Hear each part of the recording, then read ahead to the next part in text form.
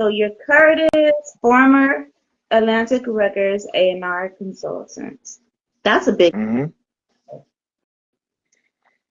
Yeah, nah, yeah. I mean, it's funny. I feel like I'm so far removed from that I don't think about it as much. But I'm always Right. talking about things I learned from when I was in the music business. So most people that know me know that I used to work in the music business. They just might not know all my stories and everything. Right. Exactly. So, okay, since you mentioned that, you have to tell us your story. Yeah, my friend said that's a big move. You have to tell us your story. So, first of all, what is an A&R? What is a music A&R? So A&R stands for artist and repertoire. It's kind of an old school term. Like they don't, you hear it thrown around, but I feel like what it was created for is maybe not as relevant now. So Mm-hmm. like back in the day, honestly, A&Rs like a long time ago, they were like producers and artists and people who were musically inclined that got a job with a label to basically be like a project manager for the label, overseeing the recording process maybe, and now we're overseeing just like the project it's not project. I'm sorry, overseeing the creation of music and release of it. They didn't handle maybe marketing as much. You know, they maybe did some marketing, but there was marketing departments and all that stuff. But they were basically just like a music industry project manager. And then later on, you start to see people who weren't as musically inclined that maybe Mm-hmm. they just had a good ear for music and they had a good connection, so they knew how to put projects together and put them out. Gotcha. Okay. So, what's the qualifications of an A&R? So Like, it's different. So like, no, go ahead, go ahead. no, I was gonna say, sorry, to cut you off. I was gonna say, like, did you have to like go to school for it or something? No, so my story is actually kind of unique in that Mm-hmm. I learned a really important lesson. So me, I actually, I don't say a year before I graduated from college, the summer before, I kind of decided that I wanted to pursue that pathway of being an A&R because I was already DJing in college, and I feel like I had to put a good ear for music, you know, in terms of knowing when to play what record, all that kind of stuff. So it honestly started one time. I was co-president of the Black Student Union, and we were having a discussion about music and this impacting our culture and all this stuff.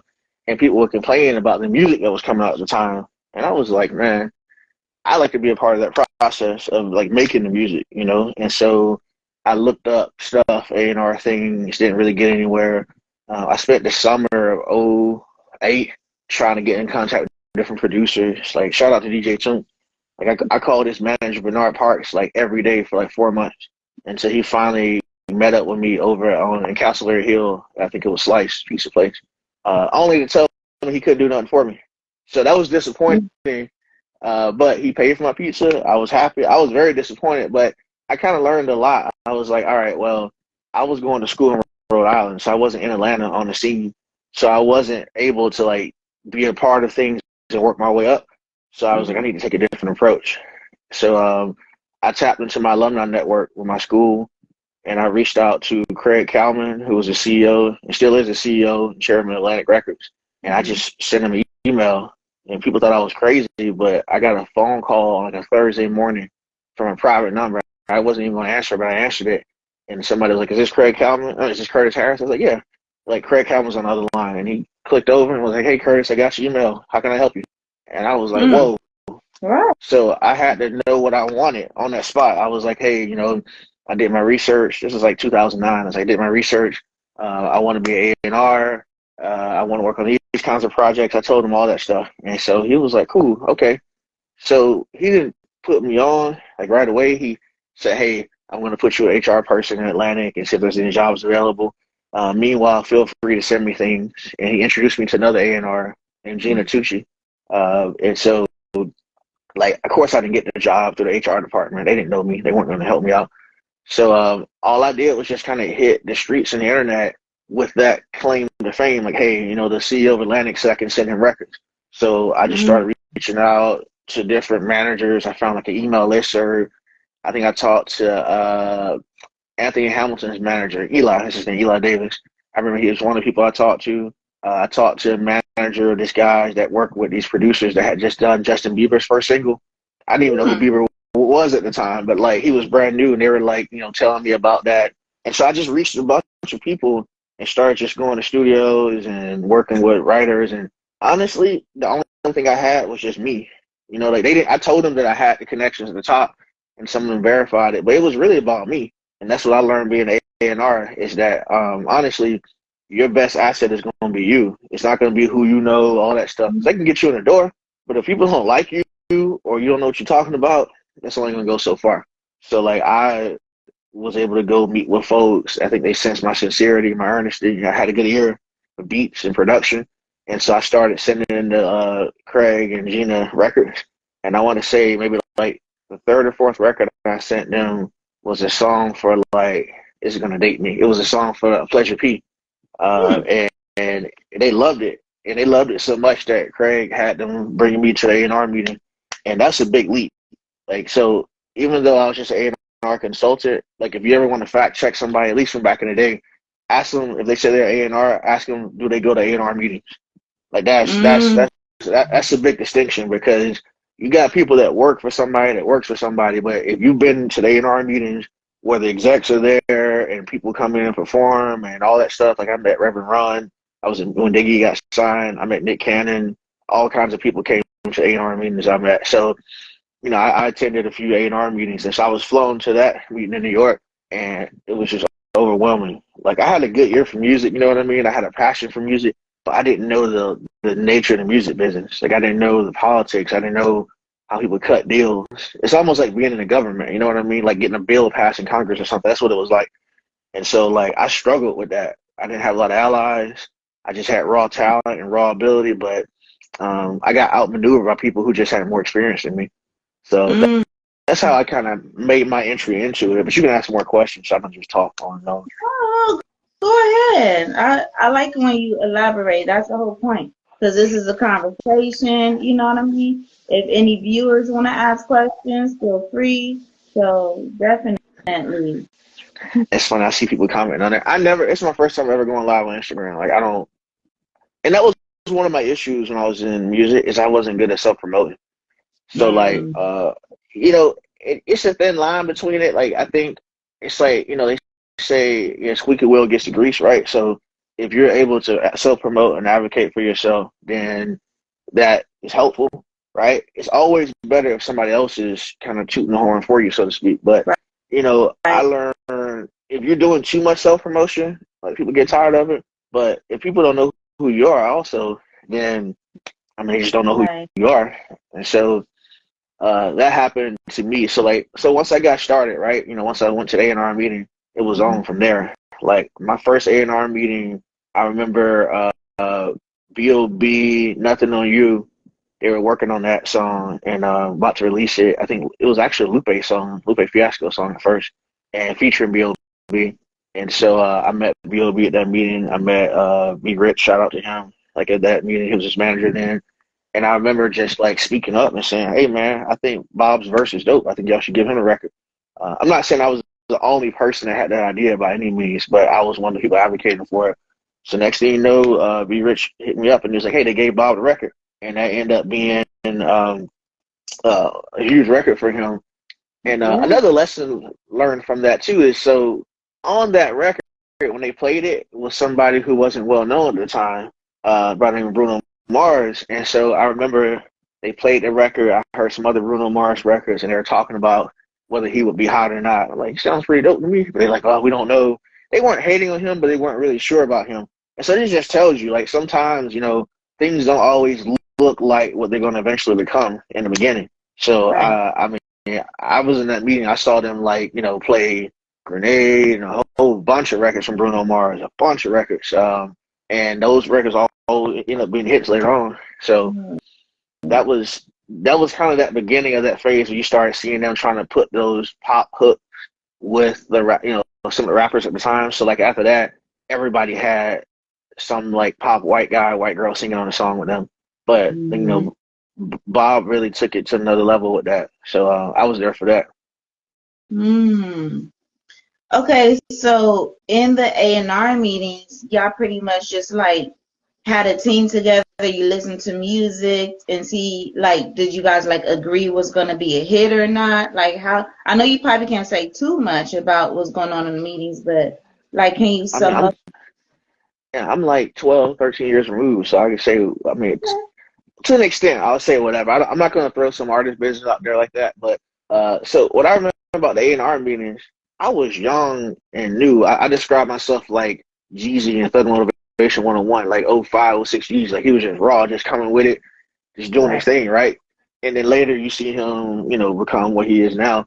And so I was like that. I was just straight at it. I was in the meetings like, hey man, they flew me up here just a few days ago. I was at my mom's house. I always say this. I remember it was when Kanye West had went on stage with Taylor Swift. So I joke. I remember Mm. seeing that, and a few days later, I was in the meeting sitting next to Kanye West's manager.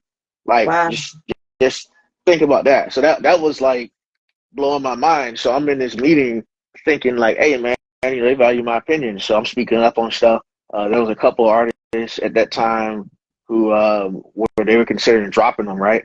And I spoke up like, no, don't drop them. I want to work with them. And I ended up working with a few of them. And so I just remember in those meetings, right?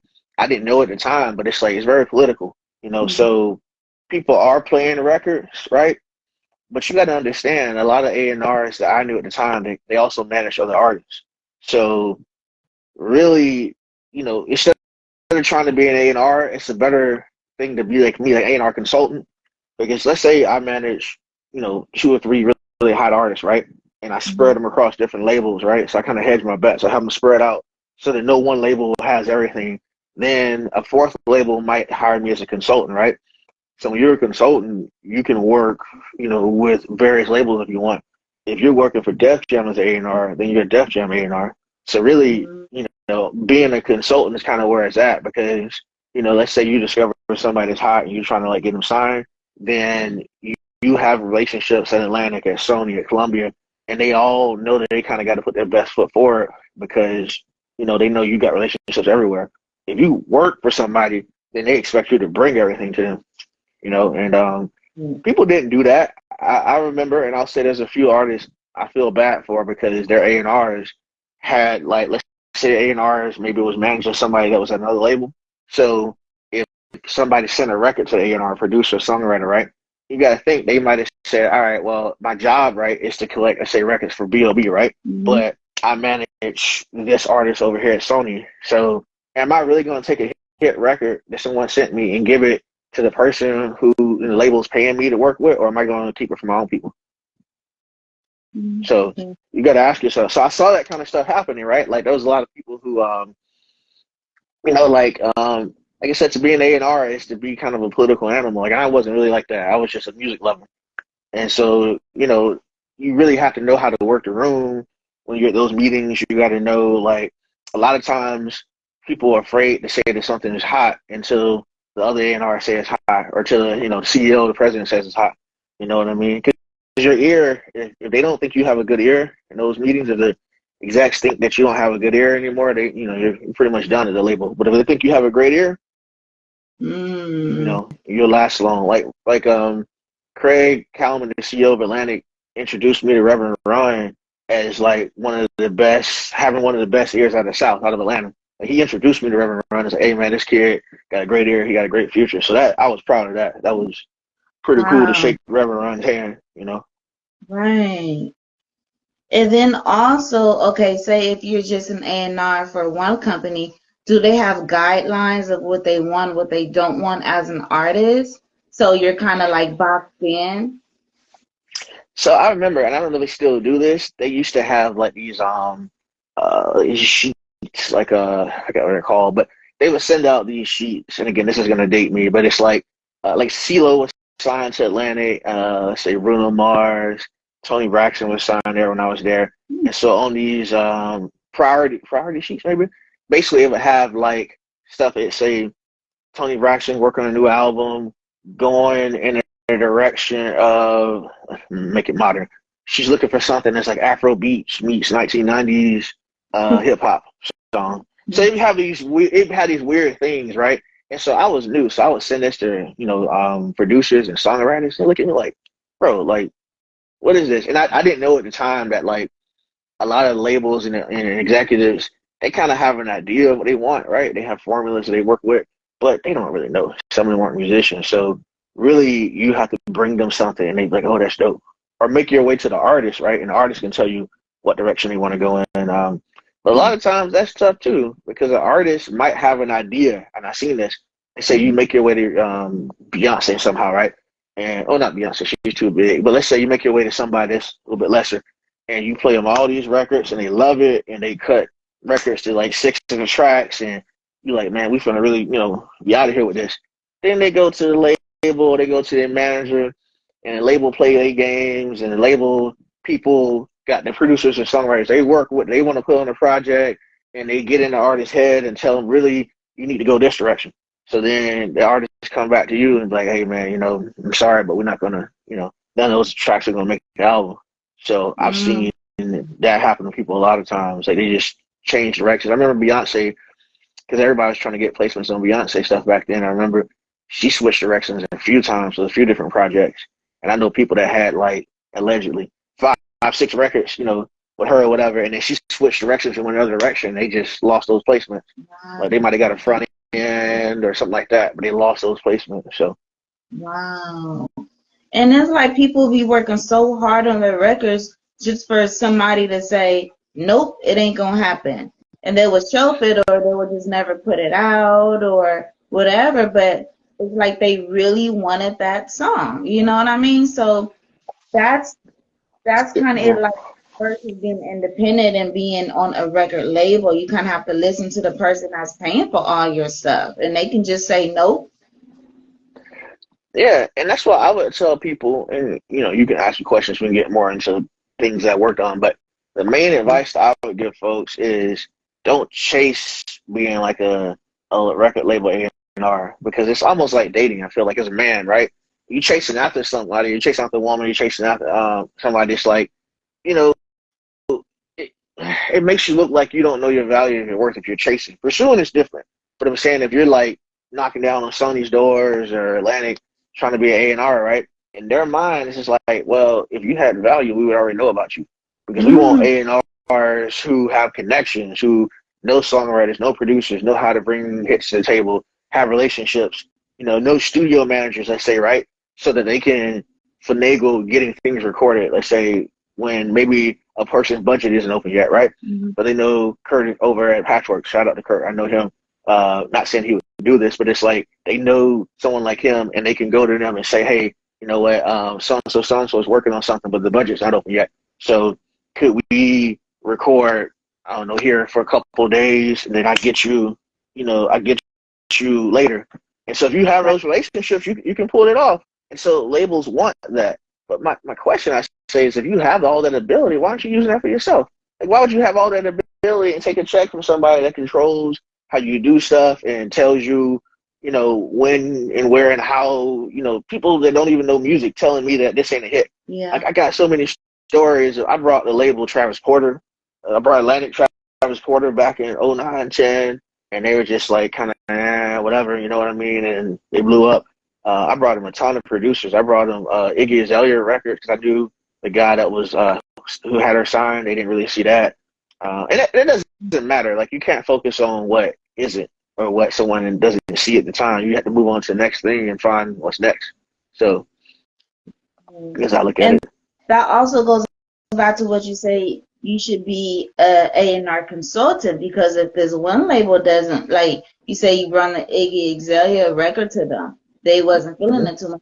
If they didn't like you could have run it to Capitol or whatever other record label, and they would have been feeling it, Yeah. See, my problem is that it's a blessing and a bad thing. So when I got hired for the label and I was made a consultant and got paid for that, I remember I was in a meeting, right? And it was me, Craig Kalman, and a guy named Aaron Bayshuck. So some people might know. Shout out to Aaron. I think he's the president of Warner Brothers now, Records. So a lot of people that I work with went on to do big stuff, right? So I remember being in the room with them in New York in Craig's office, and after I got hired, and they're like, okay, so where's Curtis gonna, where's he gonna be? Atlanta or New York, LA? And I spoke up and said I want to be in Atlanta, because I knew for myself, like, I have family there. Everything's popping off there. I didn't want to be in LA or New York. And so it was good because I always had, I feel like, my finger to the pulse in Atlanta, and I could maneuver around Atlanta better because I'm from there. But the bad thing was, if I had been in New York or LA in the mix, I would have developed more label connections, right? So then when Atlantic wasn't trying to treat me right, I could have went over to Capitol. I could have went over to Sony. So I didn't have as strong of connections. So like that hurt me. So I had some publishing company connections. I know people like Sony ATV and Warner Chappell, but I feel like I was very Atlantic focused. And I didn't have other artists that I was working with that were like really hot, so I could leverage that. So it messed me up. Gotcha. Huh. Okay, so what are the negative and positives of holding the title A&R or A&R consultant? I mean, it's funny. Like I wonder how much people even care about that nowadays. Like that sounds so old school to me. Like saying, "Oh, I'm an A&R for like this label or whatever," because people are putting themselves on now, right? Like people are.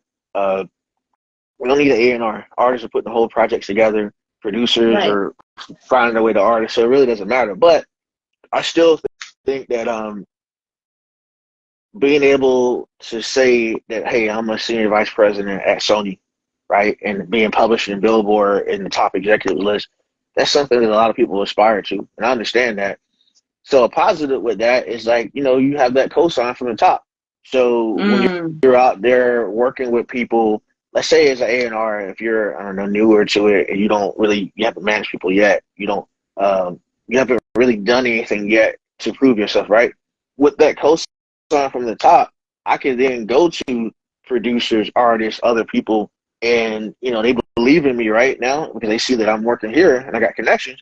So then I can leverage that into managing people, right? Because that's what most A&Rs I knew, like I said, what they did is they weren't just an A&R, they also had a management firm or production company. And so the end goal was to get, let's say, a joint venture with a label or to take your people, like I said, and place them in many labels so that you have connections everywhere. So the positive is, yeah, like I said, people know that, okay, this person plugged in, right? Um, I think that a negative, again, is that you can get really comfortable and used to being relevant in a room because you work for Sony versus being relevant in the studio because you got great ideas. You know what I mean? And it's a difference because I've seen people who are like, a senior vice president A&R, right? And I mean, everything they said was dumb. They came out of their mouth in the studio. They didn't have studio etiquette. They were trashing stuff, saying this wasn't good and it was good. And people only tolerate them because they work for a label, right? And then as soon as that person don't work for a label no more, nobody paying them attention. So that is true. You're kind of in a way like a nobody, or you kind of have to like start from the bottom again and kind of build everything back up unless you kept your connections. yeah, and like the thing for myself, like I feel like so I knew some A&Rs that I feel like it was like uh it was deeper than just the music, and not in a bad way too. Like they were too emotionally invested in having that title and having that co-signed by a label. So like me, I feel like when I was in high school, I was a nerd. I was a cool nerd, I guess. Like I always did pretty well in school, but I wasn't. I didn't get into the music industry to be validated. I didn't get in the music industry to get women. I got in the music industry to make money and to like elevate my knowledge of like how things work in the world. And I love music, right? But some people, they say they were lames in high school or whatever, so they get in the music business, to so women to deal with them because they got this title or because they got money. And so that becomes a sole outlet for socializing with people, right? Is they going into studio sessions, going to parties, all this stuff because they missed the A&R. Oh, this shit. Yeah. I feel like I was kind of nerdy, but like, I was cool. I knew everybody in high school. I was able to go, transverse various circles. But no, I'm saying there are people I know that they got in the music business, right? And they started, like, and it gave them a reason to be relevant, right? And so as soon as somebody threatens to take their job from you, or you don't have a job anymore, now nobody's calling them.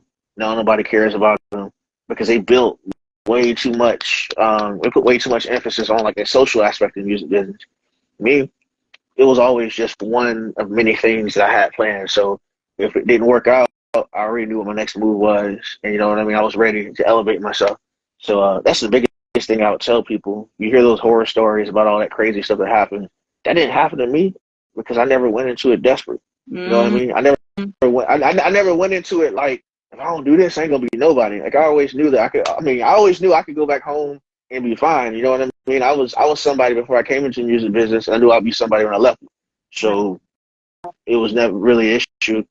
I think that also hurt me in that a lot of the people at the top, some of the decision makers, they're like that shark that's drawn to blood and water, right? So they like that smell of desperation. They like that if I don't make Mm-hmm. it, I'm gonna die. Like they like that. They like working with people who, if they don't have an A&R title or they don't have an affiliation with the label, then they don't, they're not gonna be anybody. And so they'll choose those people sometimes, over you.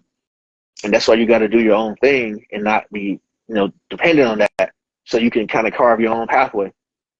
Right. And they're probably choosing those people because they know that they're going to be a yes man as well, and they're going to do whatever they say to stay on because they want it so desperately. Right, right, right. Yeah.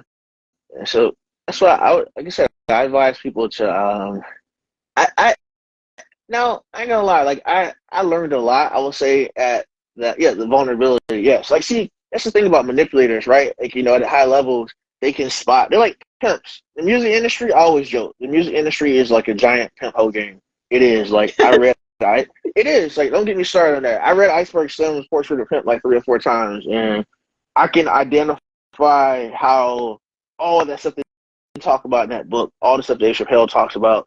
I see those games that people play with people, and it's real. And so it goes back to what I said about, I think the greatest thing that you can possess, that trying to be a good A&R, is just your ability to spot good situations, your ability to know, how much time and effort to put into something, your ability to know when to cut something loose. That messed me up. Like, I'm just being transparent.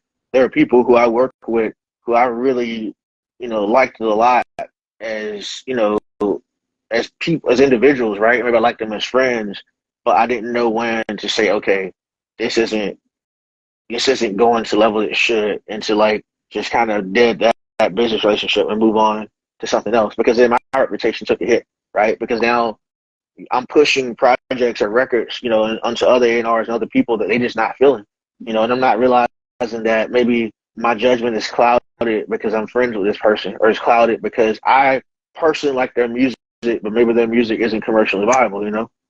Gotcha. Gotcha. And it's funny because I'm letting you talk, of course, but you're actually answering a lot of the questions that I wanted to ask you anyway. So I'm over here just marking it off the list anyway. So I'm glad for that. We do have a question from somebody on here. He said, um, do artists have to have a buzz in their city for them to like get noticed, I guess, or get put on? That's a good question. So the funny thing is, there's no real right or wrong way in one sense, right? Like, I've Mhm. seen people get signed who had no buzz, right? And maybe the auntie uh, get her hair done at a place that's owned by somebody that's A&R's cousin. Stuff like that Mhm. happens, right? So you get an opportunity. But here's the thing, and I learned this myself. Like, you can somehow, let's say politics can go your way, right? And somebody just chooses you, like old school style, like '90s, right? You're singing in the mall, and somebody just finds you. Oh, I'm going to sign you. People tell them they want that kind of stuff to happen, but the thing is, they won't keep you. Like, if you're only somebody because Atlantic signed you, right? Mhm. But you didn't gain those skills from grinding in the streets, learning studio etiquette, learning how to pick and choose beats. You didn't do none of that stuff. You just waiting for A&R to put everything together, right? Then you're always Mhm. gonna be like that puppet. You're always gonna Right. be that because you don't know how to stand on your own. So like that person that's making their way up, they learning things at each level. So when they do, make it right, and let's say you're buzzing in your city, because it's true. I think when I was A&R, I do want to see like you have I want to see on a small level what you're doing with the resources you have, right? Because that tells me if you have a $5 million budget, what you're going to do. If you ain't doing nothing with what you got, what makes me think that if they put money behind you, that that's going to do anything other than, yes, create some singles, because we got, I don't know, a hot rapper on your song, paid him $50,000, $100,000 on your budget, put him on your song. but that's all you will Mm-hmm. be, you know. And so I would agree that I think it is good to have a following where you at, you know. Somebody else asked a Gotcha. question. Why is it like that? What's he referring to? So I can answer Well, that. I don't know. when we were talking, the conversation we were talking before this question, but reiterate your question, please, and we can go back to that. Okay, so do you think artists put out music prematurely just to like get a buzz, like, and it's like not even all the way mixed right, or whether they just kind of like just throwing out stuff just so people can hear them, so they can have quantity over quality, so to speak. Yeah, but it depends on what you're going for. So I saw a post the other day, and it was talking about giving people their props, like how people clown. I want to say it was a No Limit. They used to do that, and now a lot of people do that. So it depends on what your target group is, right? So if you're making R&B music or whatever the equivalent of that is now, right? More musical music, then yeah, that needs to be more polished and refined because it's the nature of it, right? Warrants that. It's what I mean. It's the nature of it. It's more musical. Things need to be mixed and laid out properly. If it's just I don't know, just some trap music, right? Uh, Mm-hmm.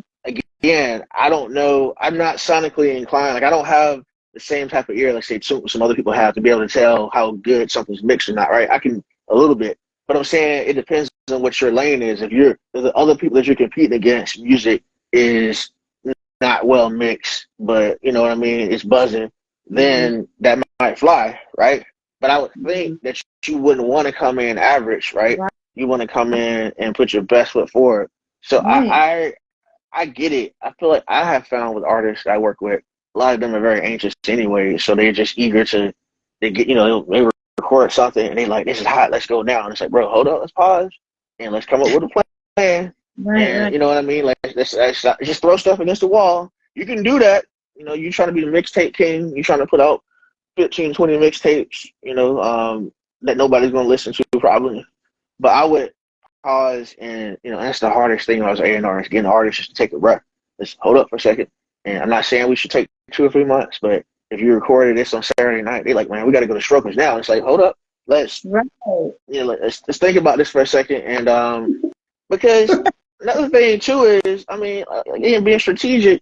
I don't know. It's like artists can listen to other artists' music and come up with a whole project idea from that, right?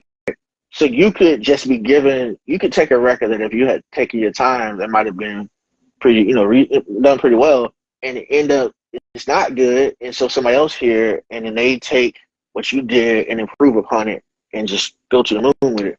I've Mm-hmm. seen that happen because I had an expression. It's not who pioneers something; it's who perfects it. So you can be the Right. first to do something, all right, and then somebody else comes along, they hear it, and they just do it better.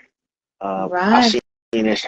I seen this happen more times than I can count. I remember there was an artist who had a record called YOLO, right before YOLO took off, and he wanted to put it out, and I was like, hey, let's just come up with a plan for it. Yeah, that artist itch, as I call it. He just wanted to do his thing, and he just did his thing, and it just kind of didn't really go nowhere. Or he hesitated, then put it out, it didn't really go nowhere, and then other people capitalized off of that, and so. And it's shady. I know a big artist that did that to somebody out that was, independent.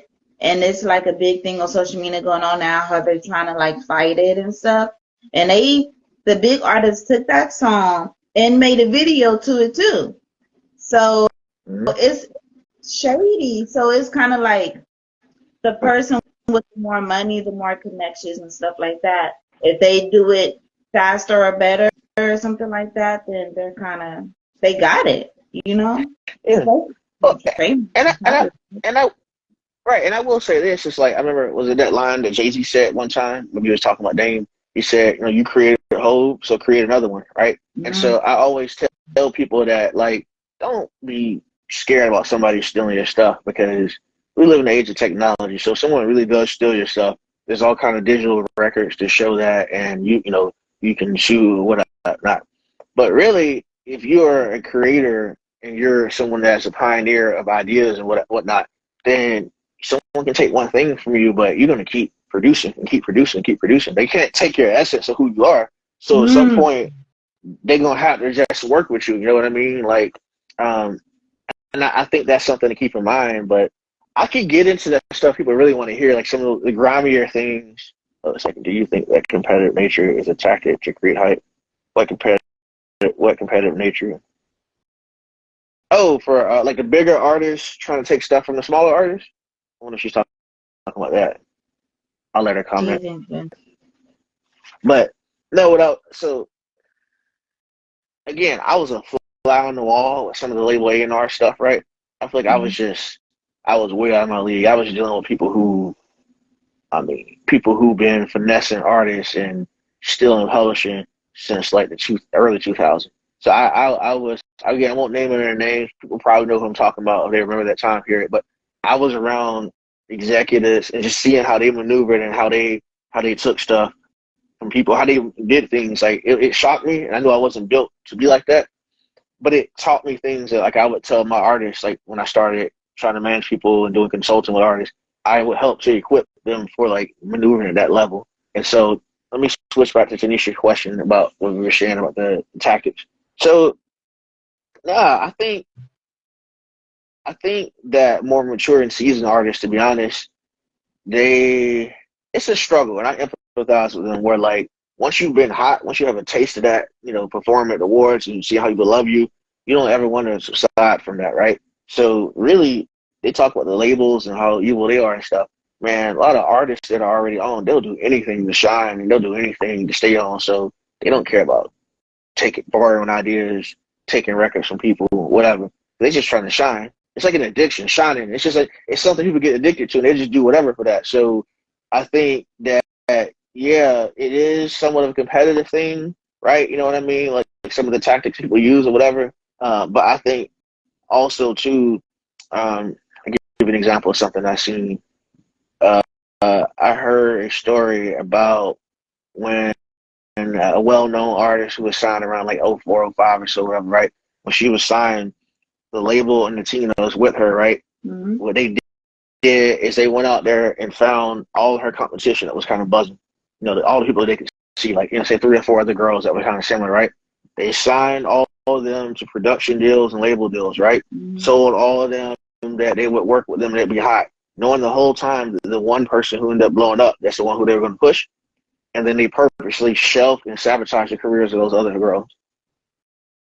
Because it So, was just to get them together, like no, because that well, main artist didn't want to go well, without them.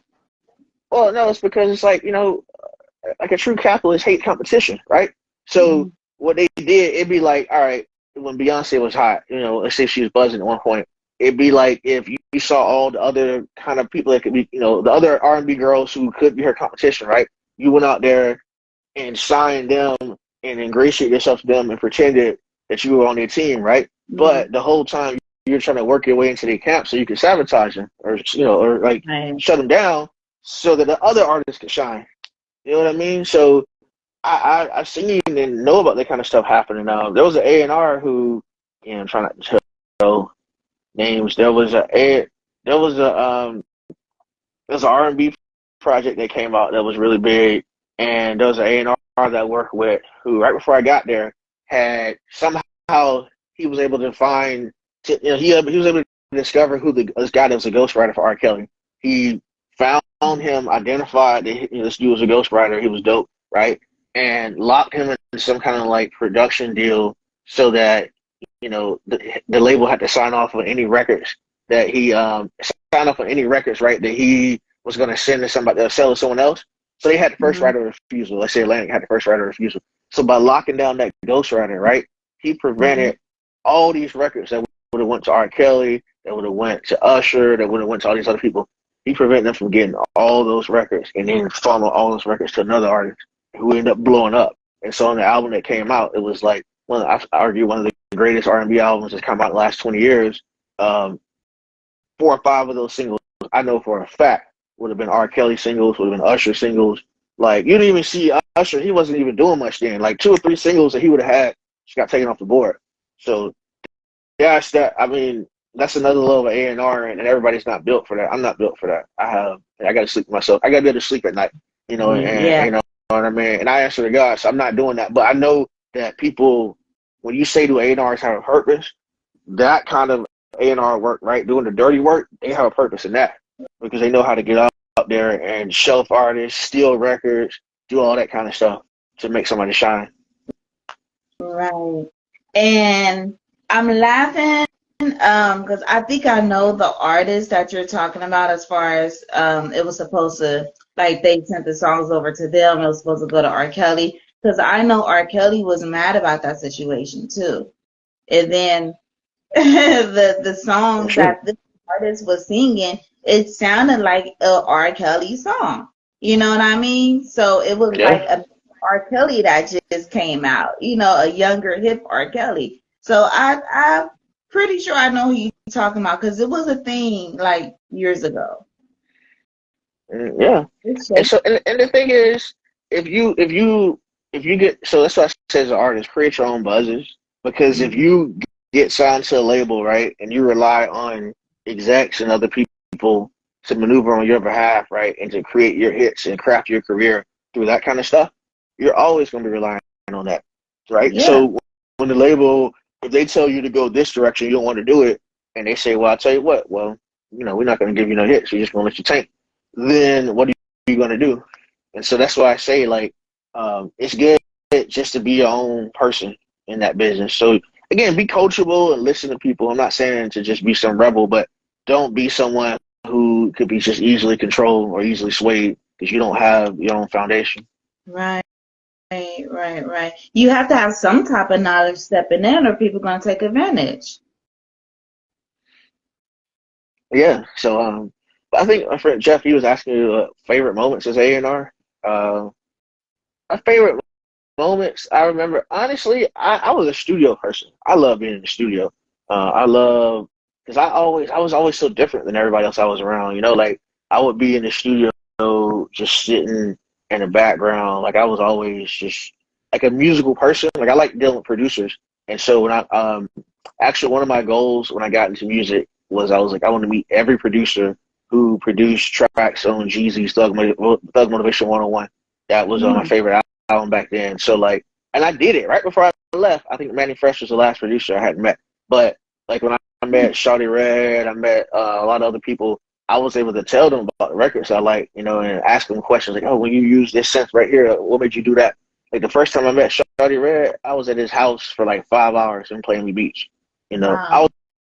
I was that kind of person. People could play me beat after beat, and I could just listen to it and just love it. And so I miss that. Not being in music no more. I miss just being in the studio space, where things are being created. I don't miss A&R meetings. I don't miss none of that stuff. All that stuff is dumb to me. But just being somewhere, hearing the studio monitors, just bouncing, hearing the music, I miss that a lot. So You just, yeah, I just like being in the studio. I've seen some funny stuff. I had some funny moments, like being around Young Joe back in the day in the studio. He was really funny. He was like a comedian. He was just, and I was low key kind of a comedian of my own. So like we were just saying crazy stuff. 3 or 4 o'clock in the morning, right? Everybody else is asleep or high on lean or whatever. We was just in there just saying crazy stuff. So like I miss that kind of stuff, the human aspects of it. you miss the vibe and just the music and stuff. Yeah, I got you. Yeah. Um, Going back to the question someone asked when they said, "Why is it like that?" After that, he said, "Is it just our culture that holds each other's back, or make it so hard to make it?" Oh boy, don't get me started on that. So how can I say this? I'm trying to distill all this down in my mind. Okay, I'll use a history example because I study history in school, right? It is indeed true that the Europeans enslaved us, right? Right? Enslaved black people and brought them to America. That's true. We know that. There's no excusing that, right? But they did that with the aid of black people, or I say Africans, who were willing to sell their brothers and sisters into slavery, right?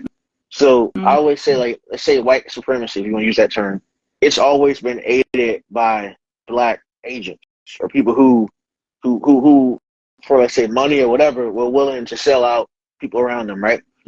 And it's not just a black thing. You see that throughout history. Like if you study history, even I think in the concentration camps, they had these people called capos that the Nazis appointed. It was fellow Jews that they appointed to police their own people, and they treated their own people worse than the Nazis did just for an extra piece of bread. You know what I mean? So this is a human nature thing. But I'm just saying with us, you see that back then, and I say the same thing applies now. In that, yes, there are execs at the top, let's say white execs who don't have our best interests in mind, sure, but they're aided by other black execs and black people who are willing to do whatever.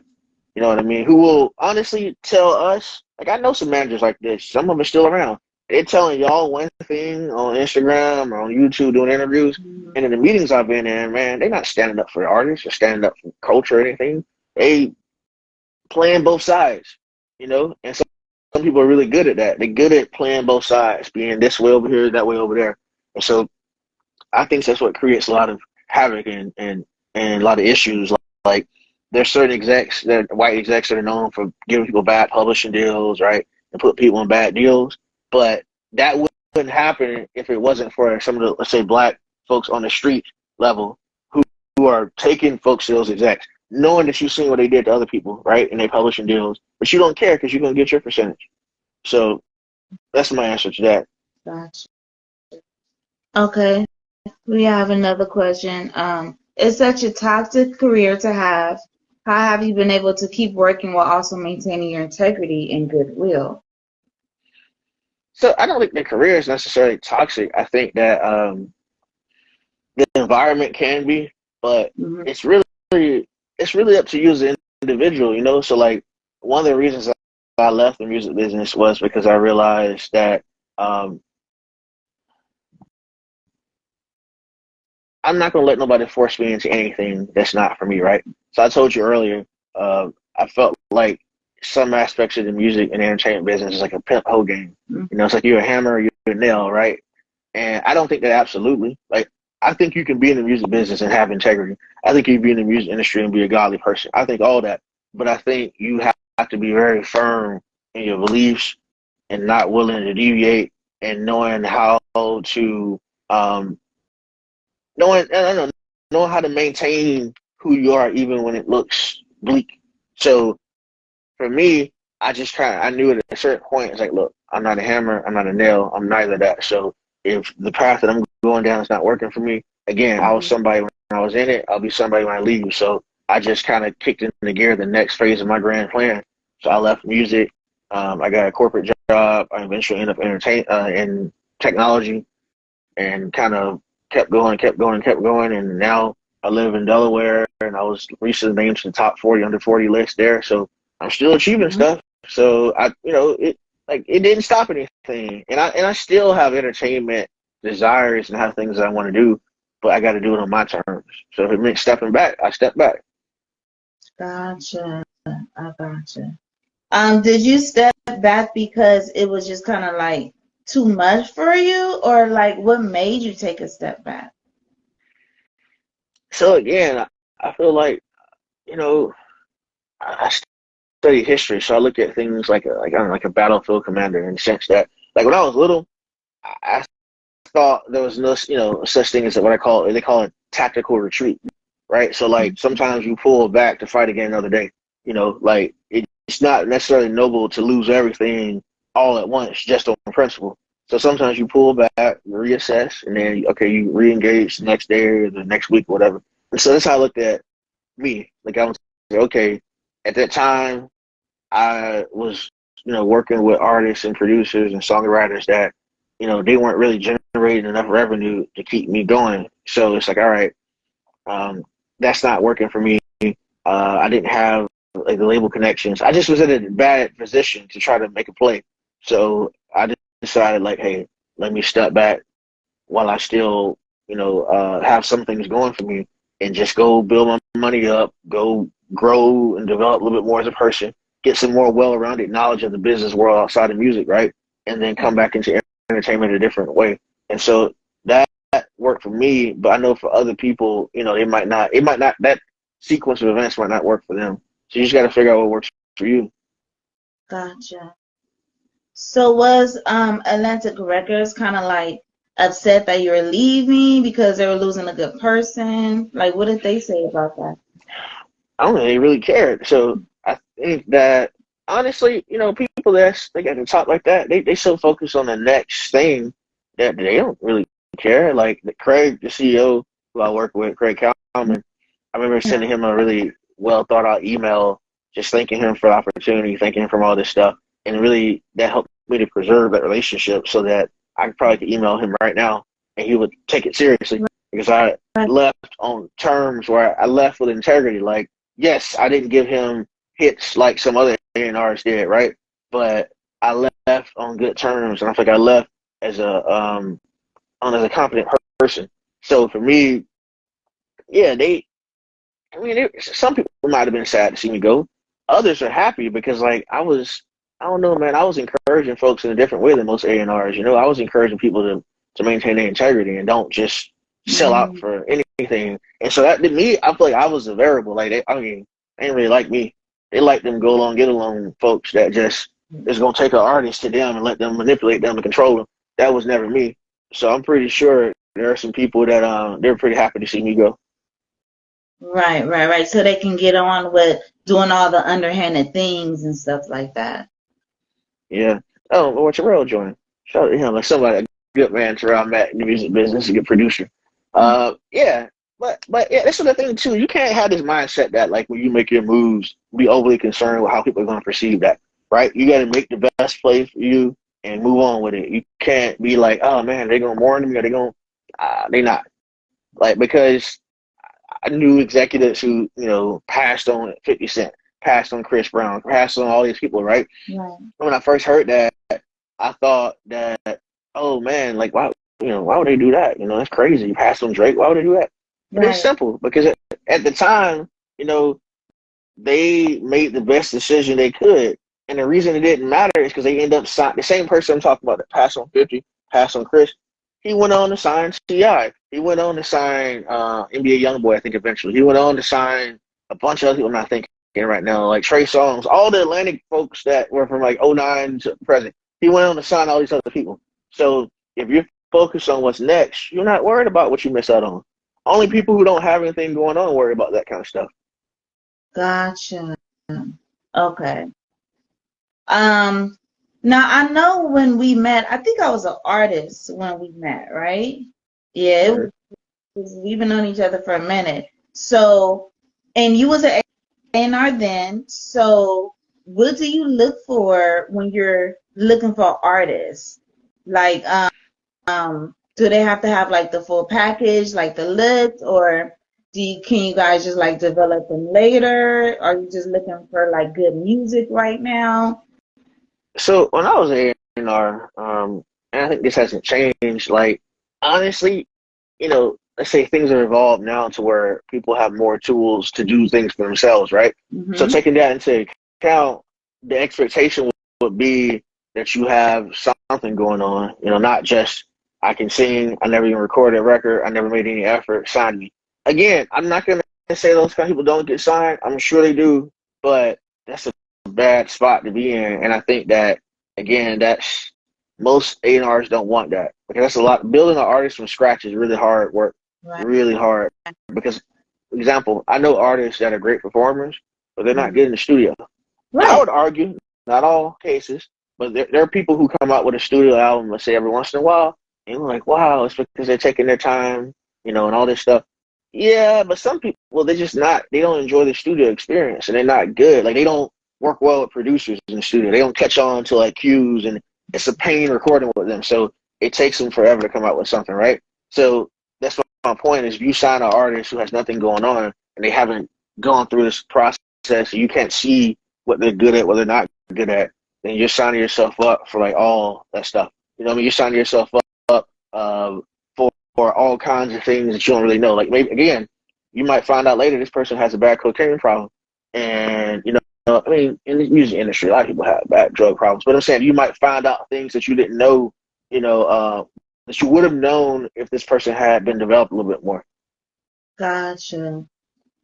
Okay. So when you're listening to their track, what do you listen for in their music to say? like, okay, this is a hit?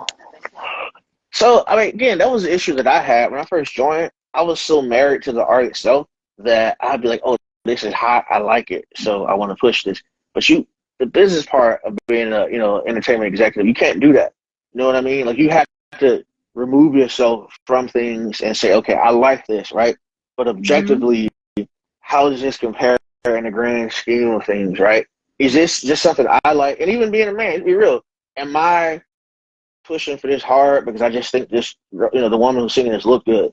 I mean, do I secretly want to date her? Like, you have to ask yourself those questions, right? Like, I heard somebody say, you can lie to everybody, but you should lie to yourself. So you can tell other people them lies, but you need to be real with yourself. Like, am I being influenced by things other than what's rational, Right. right? And so I think if you look at everything, right, and you say, hey, you know what, I really believe in this person, 'cause that's important too.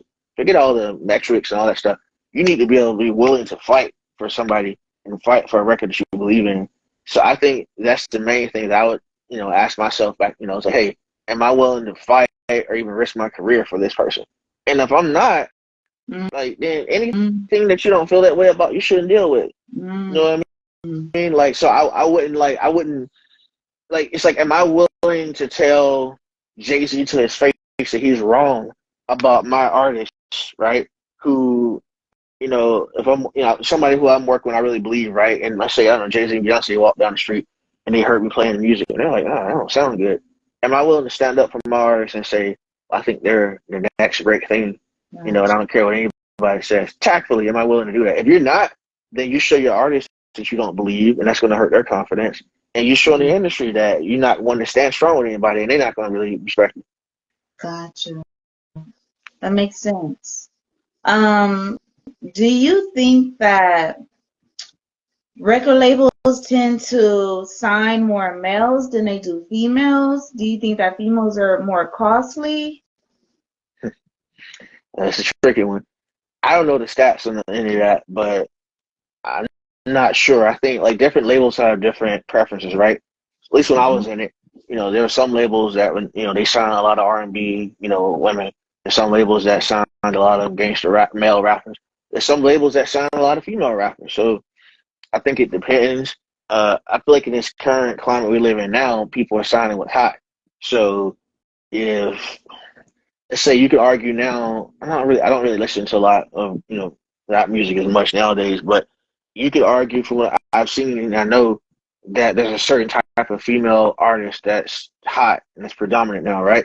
And so Mm-hmm. as a result of that, you know, that's what's being pursued.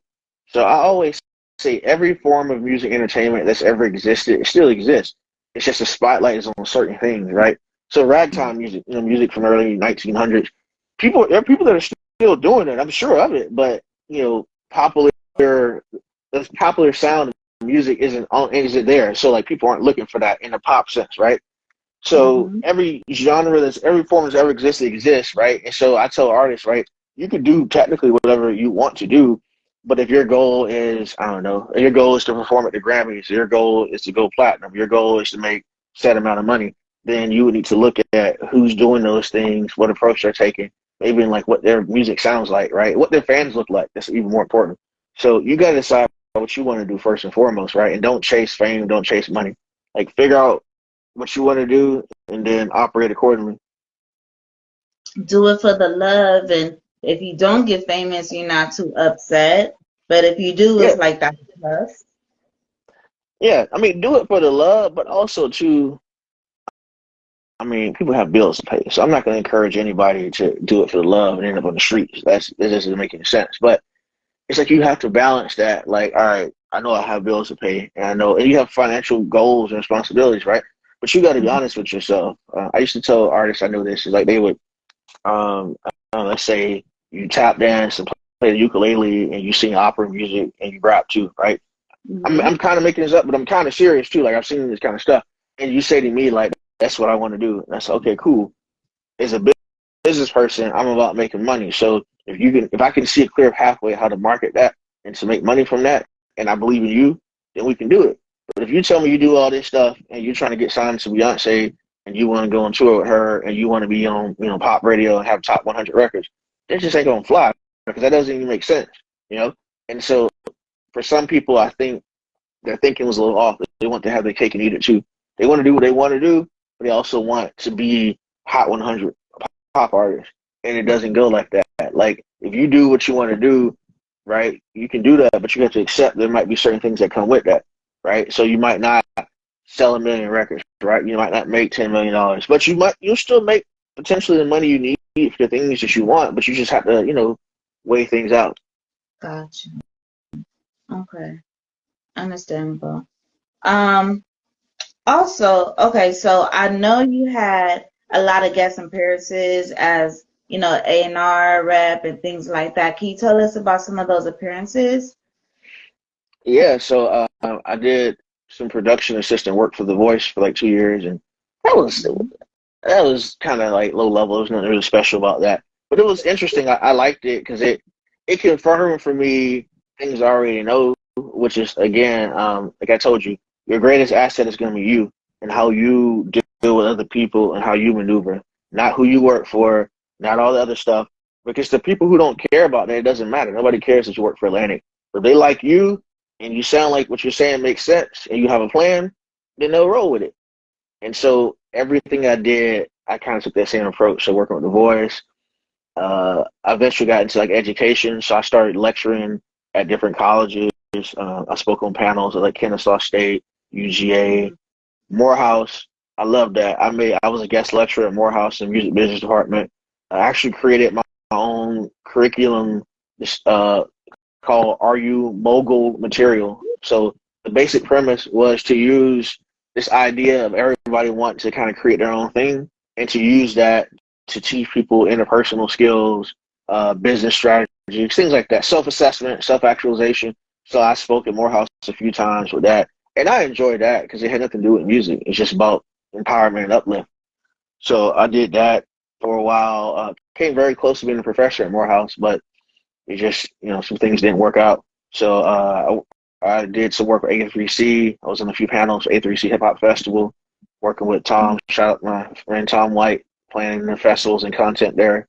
But I would say, yeah, the higher education things is what I really like the most, like talking to the college students, which I've contemplated doing that again, like, with some colleges where I live now, but it just have to be on the right terms. It's kind of complicated for me because how I don't like what's going on with music now and some things. It's a long story, but I just have to make sure that if I'm working with someone, right, and I'm giving them tools, that I'm giving them tools that I believe will empower them, not destroy them.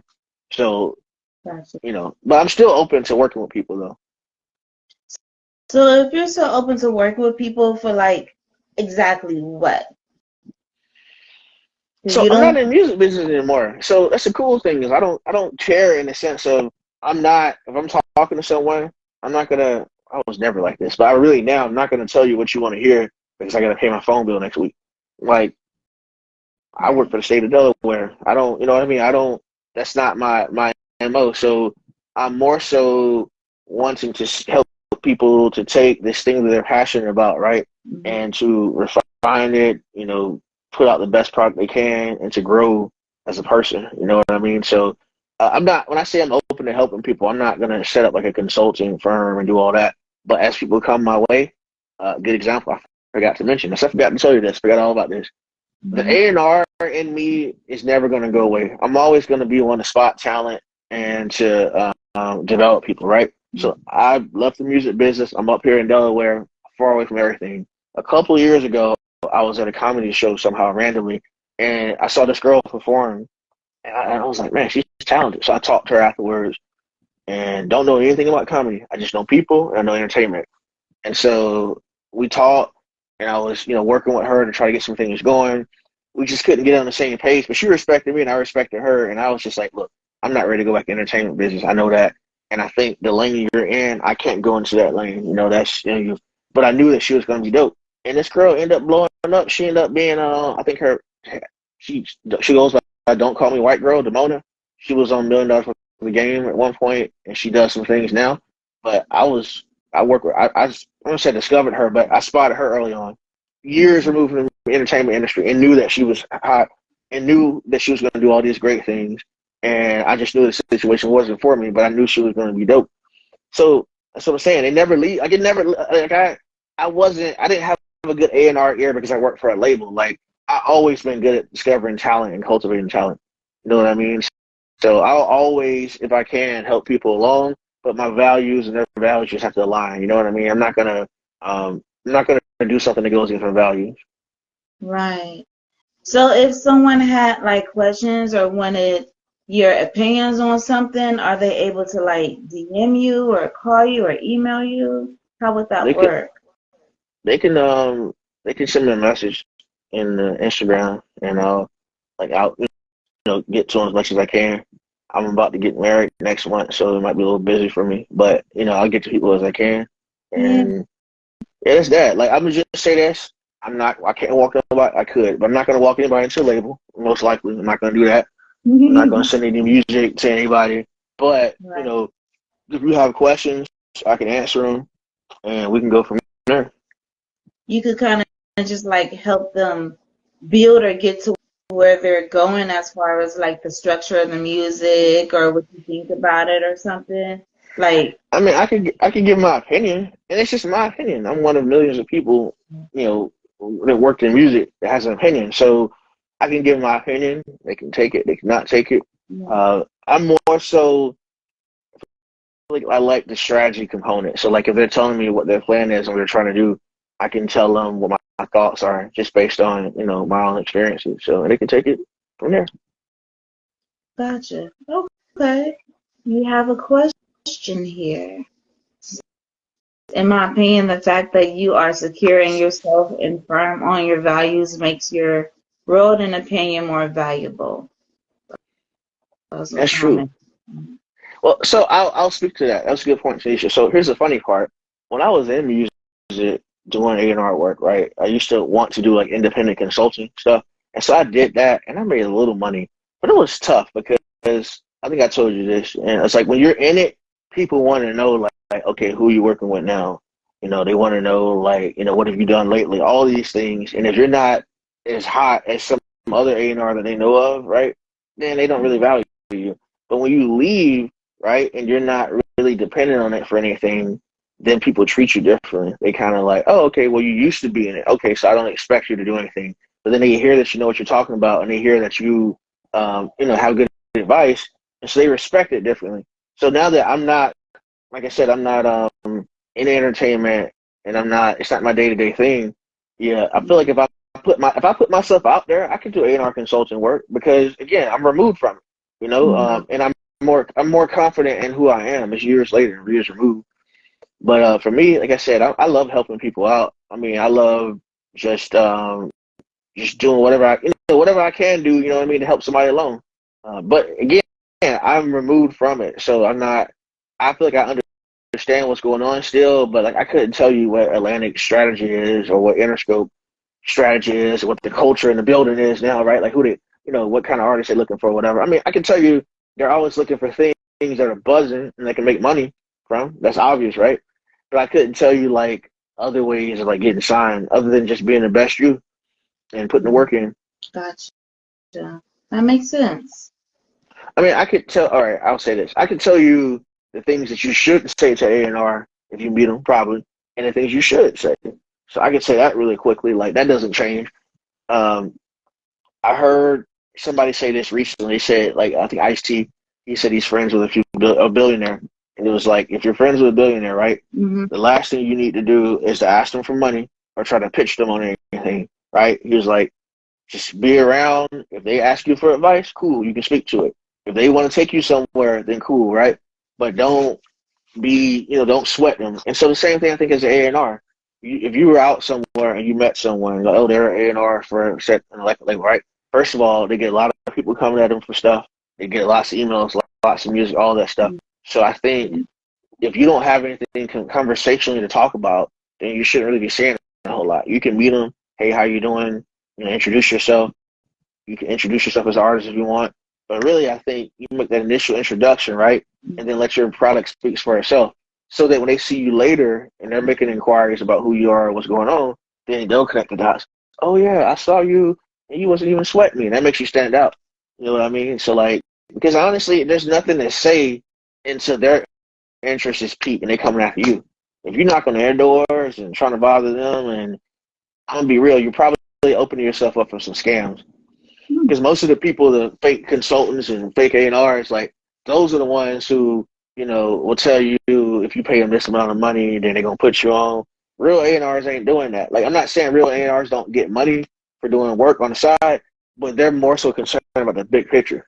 These little folks on the levels that are like, uh, it, because yeah, my friend is Beyonce's dad. Yep, that's how you have to do. You don't pitch people on stuff. Like, you don't harass them about that, because that's how you get on somebody's bad side. You know what I mean? You just be cool. Right. Let them like you as a person. And if I like somebody as a person, right, I'm gonna naturally care about their opinion and what they think and what they're doing at some point. You know what I mean? Let me discover that, like, you have this talent after I like you as a person. And so I think that's what's important. Yeah. And I think that's why I still have so many different connections, because they just like me as a person. So, okay, I could see that. Yeah. Now you don't. No, I'll say this quickly. You don't want to fall into the trap of, like, being around somebody for 5 years and you're a musician. They don't even know it because you're just scared to say anything. I wouldn't say that, but I would Yeah. say not to sweat somebody, but don't. Yeah. Especially give women advice. I feel like as women, you have to be careful with not just kicking it and hanging around some A&R or some some guy that's in music, and you're just around because he like having you around or whatever. But you never advocate for yourself in some way, right?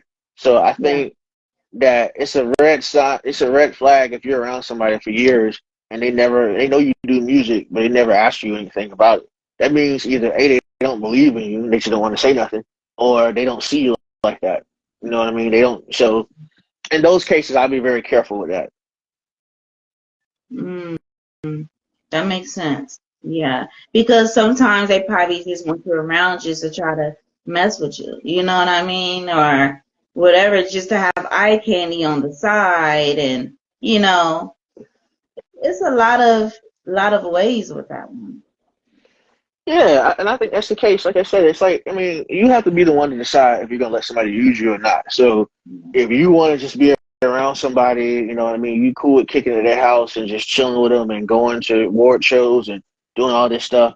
And I've seen this happen before, and they never introduce you. People in the industry even know, oh, that's the person that hangs around that person. They never introduce you to anybody. You have to Yeah. be honest and ask yourself, okay, are they not introducing me because there's something up with my music that they don't like? And they have that conversation with them. Hey, I'm not trying to sweat you, but could you give me some feedback on my music? Like, would you, in theory, be comfortable with presenting my music, let's say, to Jimmy Iovine or somebody? I'm dating myself again, like back in the day. Yeah. So, if they can give you some honest feedback, and I've done that with people, it's like, hey, I like you as a person, but I just don't feel like your music is at the quality of me sending it to Craig. And they get mad. Some people listen and improve it. Some people just go away. I can't do anything with that. If you can't take honest feedback at this level, if we make it to a higher level, you're definitely not gonna listen to me. So Yeah. That's funny. That was, you answered a couple of my questions too. Like, if you ever met an artist and you heard their music, did they ever get mad at you for, you giving your opinion or something like that? yeah, I always felt like I was like the nice version of Simon Cowell. Like I wasn't, I didn't take joy out of like smashing people's hopes and dreams, but um, I seen the consequences of people lying to themselves and being lied to, and it wasn't Mhm. pretty. Again, that's how you end up. Most of the people I know that were finessing folks and fake A&Rs and conning people, and even, trying to, really some guys are just trying to sleep with female artists. They're not even caring about music. Most of the folks that are like that, they're dealing with, a lot of times they target people who don't want to hear feedback or criticism, who only want to hear that they're awesome, they're great. Because other people, like, I meet people, it's like, if you tell me, oh, I don't met this person, I don't met Diddy, I don't met this person, you name 20 people, right? You met all these folks who hung out with all them, and yet your music is nowhere. There's a reason that they didn't do anything for you. And so now you're telling me I'm crazy when I tell you, hey, I just think you sound a little pitchy on this note. Yeah. I'm the bad guy, but you've been around these other folks and they hadn't done nothing for you, but they're the good guy. So, Yeah, because that happened to me before too. Like, sometimes people want me to like repost their music, or they be like, "What do you think?" And then I'll tell them, like, for one, I'm not gonna repost music if I don't personally like it. You know what I mean? Because that's showing my ear too. You know what I mean? I'm not gonna just do it just because you're my friend. So a lot of people, they do come to me and they be like, hey, what do you think? Because they know I have a good ear, and I would tell them, and they may or may not get mad. And one person actually said, well, I know somebody that's more reputable than you and they like it. And I'm like, okay, so why did you come to me? You know what I mean? And actually, what are they, and I have to ask them too, what are they doing for you then? Oh, they didn't do nothing for you. So what's the point of them liking it and they're still not gonna do nothing for you? You know, they probably just saying it just because that's what you want to hear. Yeah, I have a funny story kind of along those lines. I remember there was artist, I think it's a group of artists. They were from like Florida, and the guy that was managing was from Atlanta. And so somebody set up a meeting for them to meet with me. And so we came. They came to Atlanta. We met in the studio. I listened to their stuff.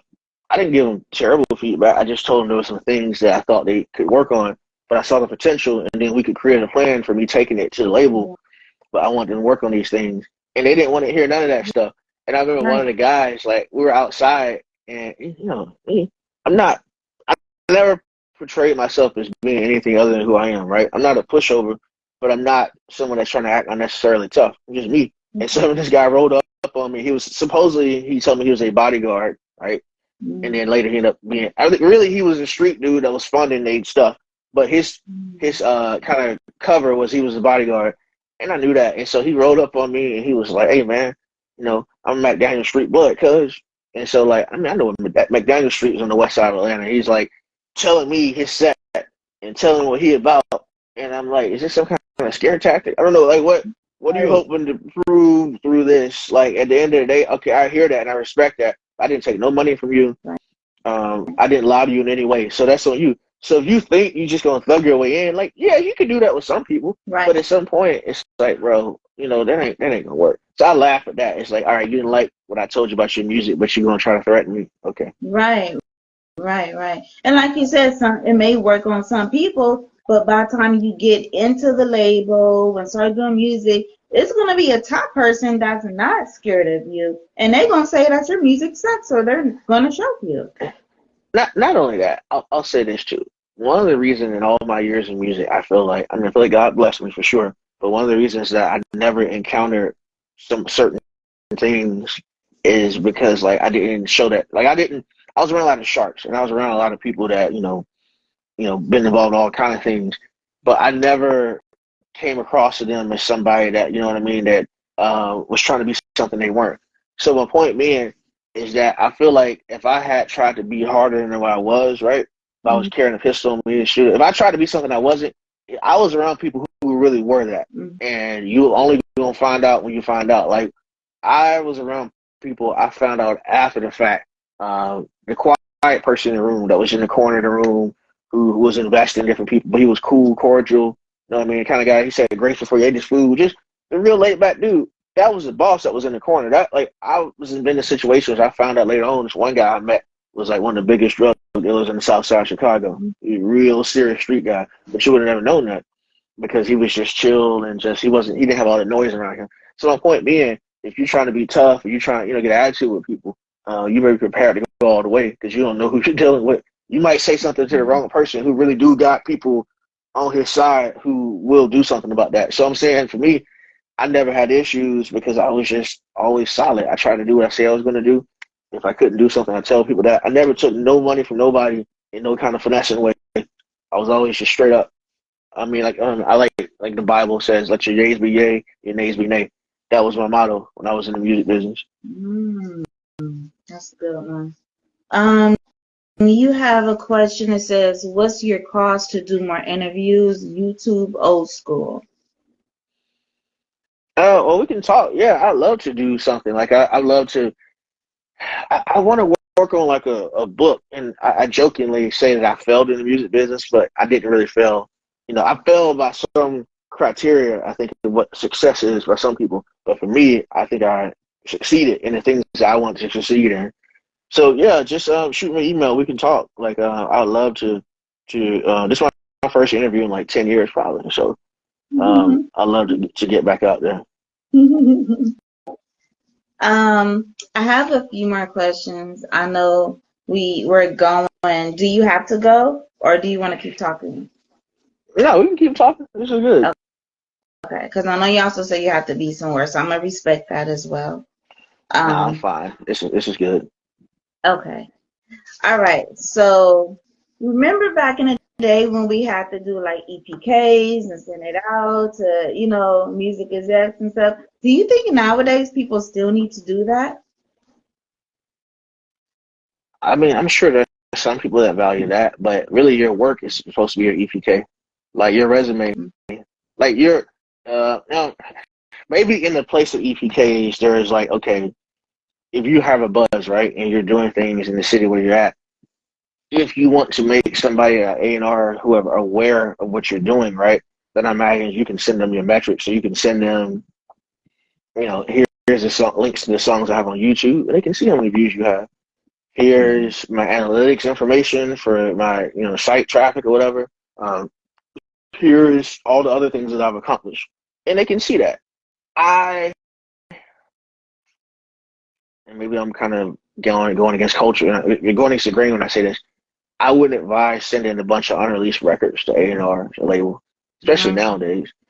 Because I mean, back in the day, you did it so they could have an idea of your sound. So right, this is like when people didn't have as much of a buzz before they got signed. But nowadays, because you can already be buzzing, mhm. again, when you send stuff to people, you send things to a label, right? It's not that they might steal it, but creative people are inspired, right? We're inspired by things. So if you send your music to somebody and they listen and they're inspired by it, and then they come out with a whole project similar, they didn't necessarily steal it. You just kind of sparked them to do something. So I would really advise against sending something unless you already, I feel like, have a situation going, you have a rapport, like you see that they already, are kind of they're feeling what you're doing, and they just want a preview of maybe something you're working on. Even me, Mhm. as much as possible, if you have leverage, I wouldn't give nobody any kind of permanent anything of mine. I would go to the record label office, whatever, play it for them, let them hear it. You know what I mean, so they can get a sense of it. I remember one time there's an artist that I work with, and I told her, and she didn't listen. But I told her she had a record I thought was really great. And I said, she's like, send these records to the label. I said, no, I'm going to send one record, one hot record, and that's it.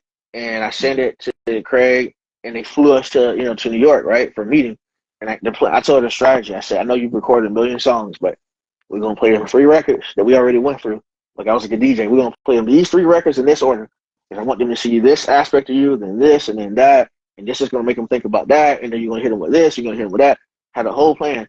And then if they want more music, you tell them, hey, you're working on some other things, but we'll get that to them in time, right? Because that will give us time to go back to Atlanta and for their imagination to kick in and them wondering, like, okay, I like this person. I wonder what's next, right? Versus you could play so much music that it kind of drowns out somebody's opinion. You water down the effect, or you give them ideas for their own artists, right? So I told her to play. She played the 3 records. They loved it. I said, look, that's it. Nothing else. Somebody else came to her behind my back, was telling her, like, oh, she should send more stuff in. She sent in 4 or 5 other records. That was it. Because you got to understand, like, entertainment executives, especially music, they get so much music and they meet so many dope people that they can be feeling you in that moment. And then tomorrow, something else catch their attention. So you got to learn how to cultivate that. You have to know how to cultivate kind of the atmosphere of intrigue and keep people as much as you can focused on you. And that comes from being dope, presenting yourself the right way, but not over presenting yourself, but also not under presenting yourself.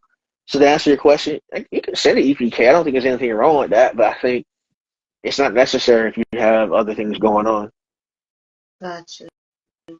So, okay, what happened with the girl? Because you said somebody else came in. She sent them more songs. You said So, so. This. so again, this is just human nature. I'm not really mad.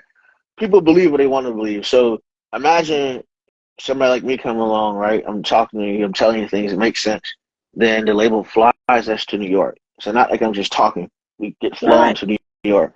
We go to a place a lot of artists haven't been. We go to a label office on the Right. executive floor. So there's multiple floors. This is the top executive floor, right? we were literally waiting outside the CEO of Atlantic's office. He wasn't there, but we were waiting outside his office to meet with somebody else. She's, met his secretary. You seen that I know these people, right? And then we Mhm. go into another executive's office. He knows me. He's telling us stories about working with Usher on Confessions, all this stuff, right? Mhm. And you see all this. So you see the strategies working. You see all these things, right? They flies. Example, another thing. The meeting state it went overtime, so they were like, "Oh yeah," I was like, "We're gonna miss our flight back." Then they booked back home. They're like, well, could you just book a return flight, and we'll pay you back." See, I work for a label. I know those tactics. They always trying to push costs on somebody else, and then say they're gonna reimburse you and hoping you forget about it or whatever. So I knew Mhm. that. So I was like, "Nah, you know, you're gonna have to book us another flight, or you can get us a hotel." And I knew they didn't want to do that. So guess what? They booked us a first class flight back. Mhm. So they booked us, the flight back. So since she sees all this stuff, right? But the problem is people want what they want when they want it. It doesn't matter what. So somebody else came along behind my back telling her, "Oh yeah, I talked to the folks at the label, and they said that really, you need to do this and the other. Curtis don't know what he's talking about, whatever." And for all I know, it could have been true because somebody from the label, because they could have had their own play they were trying to make. I don't know, but I think it was a Mhm. lie. And so then she sent all these records, and they just lost interest. You it's like if you ever been to an old school beat battle back in the day, when people were playing beats, and the producers are playing beats, and like you can be dope. The first two or three tracks you play, man, people are feeling right, and then you Right. play one beat, and it's not even that it sucks. It's just the energy is high in there, right? People are hyped, and you play something that just doesn't go with that, and you just lose people, right? Like a beat battles can go like that sometimes. Like the same with sending records and same with presenting yourself to like A&R. It's like you gotta have a sense of just time and place. And I think that's why it helps to have a good team on your side because some people don't know that. So having a manager, not even a manager, just having people in place to supplement your shortcomings, that's helpful. So yeah, this artist, she did listen to me, did her thing. Just the situation completely fell apart, and that's that. So they went on to the next person. That's messed up. Like she should have stuck with the person who got her in the door. You know what I mean? Which was you. Yeah, yeah, but I remember actually that's one thing Craig Kalman said to me when I had that meeting with him. He said, if the one bit of advice I remember he told me in person was like, look, loyalty is really big. He's like, if you like being loyal in this game matters a lot. And I respect that and I understand why he said that because it's so treacherous. Like when there's money and power involved, man, you can't even trust your own grandma. I don't see people's own families sell them out. Man, you can't that's a dark it's a dark cold world at that level. You know what I mean? Like people own, and I always say this: it's like if you have an aunt or somebody that you love and care for, they never sell you out, right? Right. It's not them that you have to worry about. It's the people who they trust. Right. It's the people who they think they can trust their hairdresser, right? Because they know her for 20 years and she wouldn't do you no harm, and they don't know that her son, is a consultant and everything the mama's telling her he's using it, to go and backdoor me. Right. So it's that kind of stuff that happens, and that's what I'm saying. What Craig told me was true about being loyal. Like I see that, but the thing is, people aren't loyal to you. So it was hard for me to be loyal to a label that wasn't loyal to me. You know, um, Right. so that's how I look at it. But yeah, you're right. People should do that, but then again, loyalty only goes so far because you can be loyal to somebody, right? I said manager, and they were really good for you in the first 5 years, but now you're trying to go a different direction. You need different resources, and so you need someone who can take you to different places, right? And I don't think it's being disloyal to switch it up. That's being true. It's how you do things, right? Like it's like, do you talk to that person and just say, "Hey, I'm going a different direction." Like I knew uh, I knew, I guess I can talk about this now. I knew a guy who I met in the studio who was managing Machine Gun Kelly at the time, right? And Mhm. so we were in the room with, I want to say Reed Daniels was in there, a bunch of other folks, and he was all excited because he's managing Machine Gun Kelly, and they were telling him like, all right, that's good, but Machine Gun Kelly was signing Interscope. They're like, bro, you need to guard your artist because you got him this far, but now he's on the radar. A&Rs and other people that are, higher than you are going to get in his ear and say, hey, my nephew over here, he can manage you and he can get you in the door of Coca-Cola. He can get you a Delta sponsorship. He can do this stuff. So they're telling dude to be careful to guard your artist, from that. And maybe he did the best he could. I'm not really sure. But next thing I looked and knew, Machine Gun Kelly went with another management team, and that happens. So that's what I'm saying. It's like you have to be reasonable in that. Like maybe I'm good at getting somebody going, right? Maybe I'm good at getting them to the point where they're making $50,000 a show, right? Doing shows in the Chitlin circuit. Maybe that's the case, right? But to get beyond that, they might need a Rock Nation management. And I can't hate on that. That's the truth. Like, am I supposed to expect somebody not to eat from me? No. So I think, though, the people that are loyal to you, the loyal artists will say, hey, Kurt, you can't be my main manager anymore because I need more, but I still want you on my team. So I'm going to let you be my day-to-day, and I'll still give you 5% instead of 20%, or I'll pay you a salary. I want you around, right? And so then they bring me along, and I'm working with them. Now I'm working with Rock Nation, right? And maybe I end up moving up through that because now I'm working with them. So I think it's just ways of doing things and handling things. Gotcha. Oh, yeah, that definitely makes sense. Yeah, like I said, it goes with loyalty. You know what I mean? Like me myself, I would never like if somebody walked me in the door, I would never just totally dismiss them because I know at least it was good for that. So like you said, I would still have them on my team. Now, if somebody that said that, okay, well, they can do something more, and I know for sure you don't have those connections or whatever, like you said, I would have everybody on my team. You know, I just wouldn't totally dismiss it because it goes back to loyalty. Yeah, and I told you the story earlier about Damona, the comedian who I told you who I kind of discovered and was trying to work with. As a business person, I had to be honest with myself to say, hey, look, the direction that she needs to go in for her career, I can't go that way. It goes against my values. It's like I'm like, this is about to go into a territory that I've been there before and I don't want to go back. So instead of standing in her way, I step back. I'm like, hey, you know what? I think, you should go and do your thing.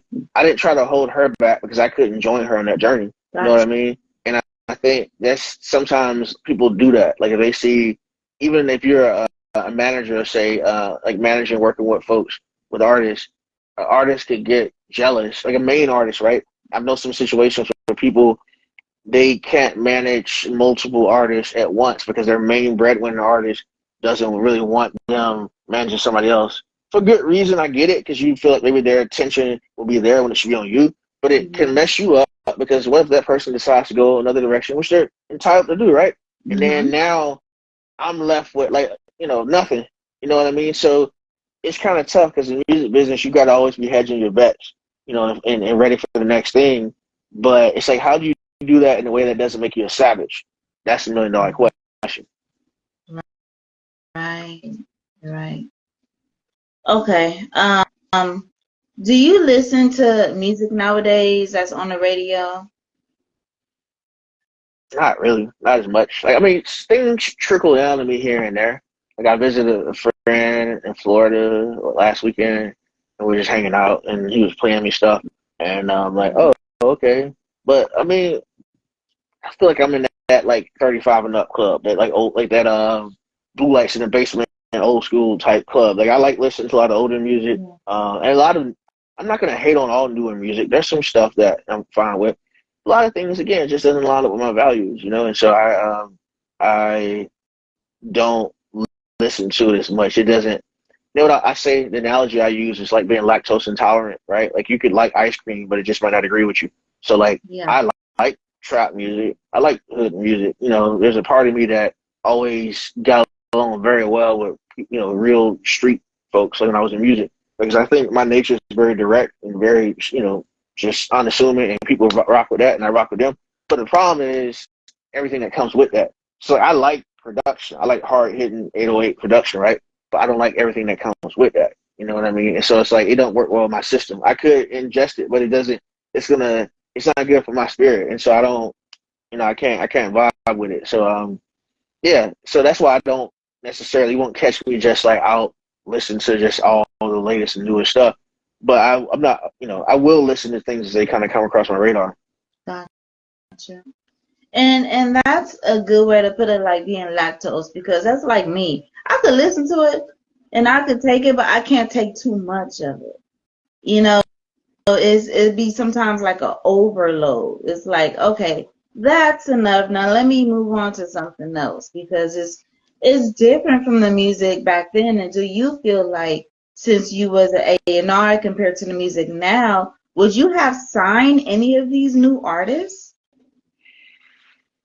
Yeah, I would have been torn because I mean, if I'm in the music business, right, it's a business, so the idea is to make money. So there are people who love trap music and Jesus. Yeah, I feel it's funny. I feel the same way, but it's like I know Jesus wouldn't co-sign everything, so I can't co-sign everything. But that's another story. But the point is, I get it. And that's the debate that people get into about certain things. But anyways, some stuff now, like yeah, like I would know that it's hot. Like I know I have a keen sense of what's hot, at least to me, and Yeah. I would want to sign some of those things, and I probably would sign some of the stuff. But I'm older and more mature than I was. Like I was in my early 20s when I was doing some of that stuff.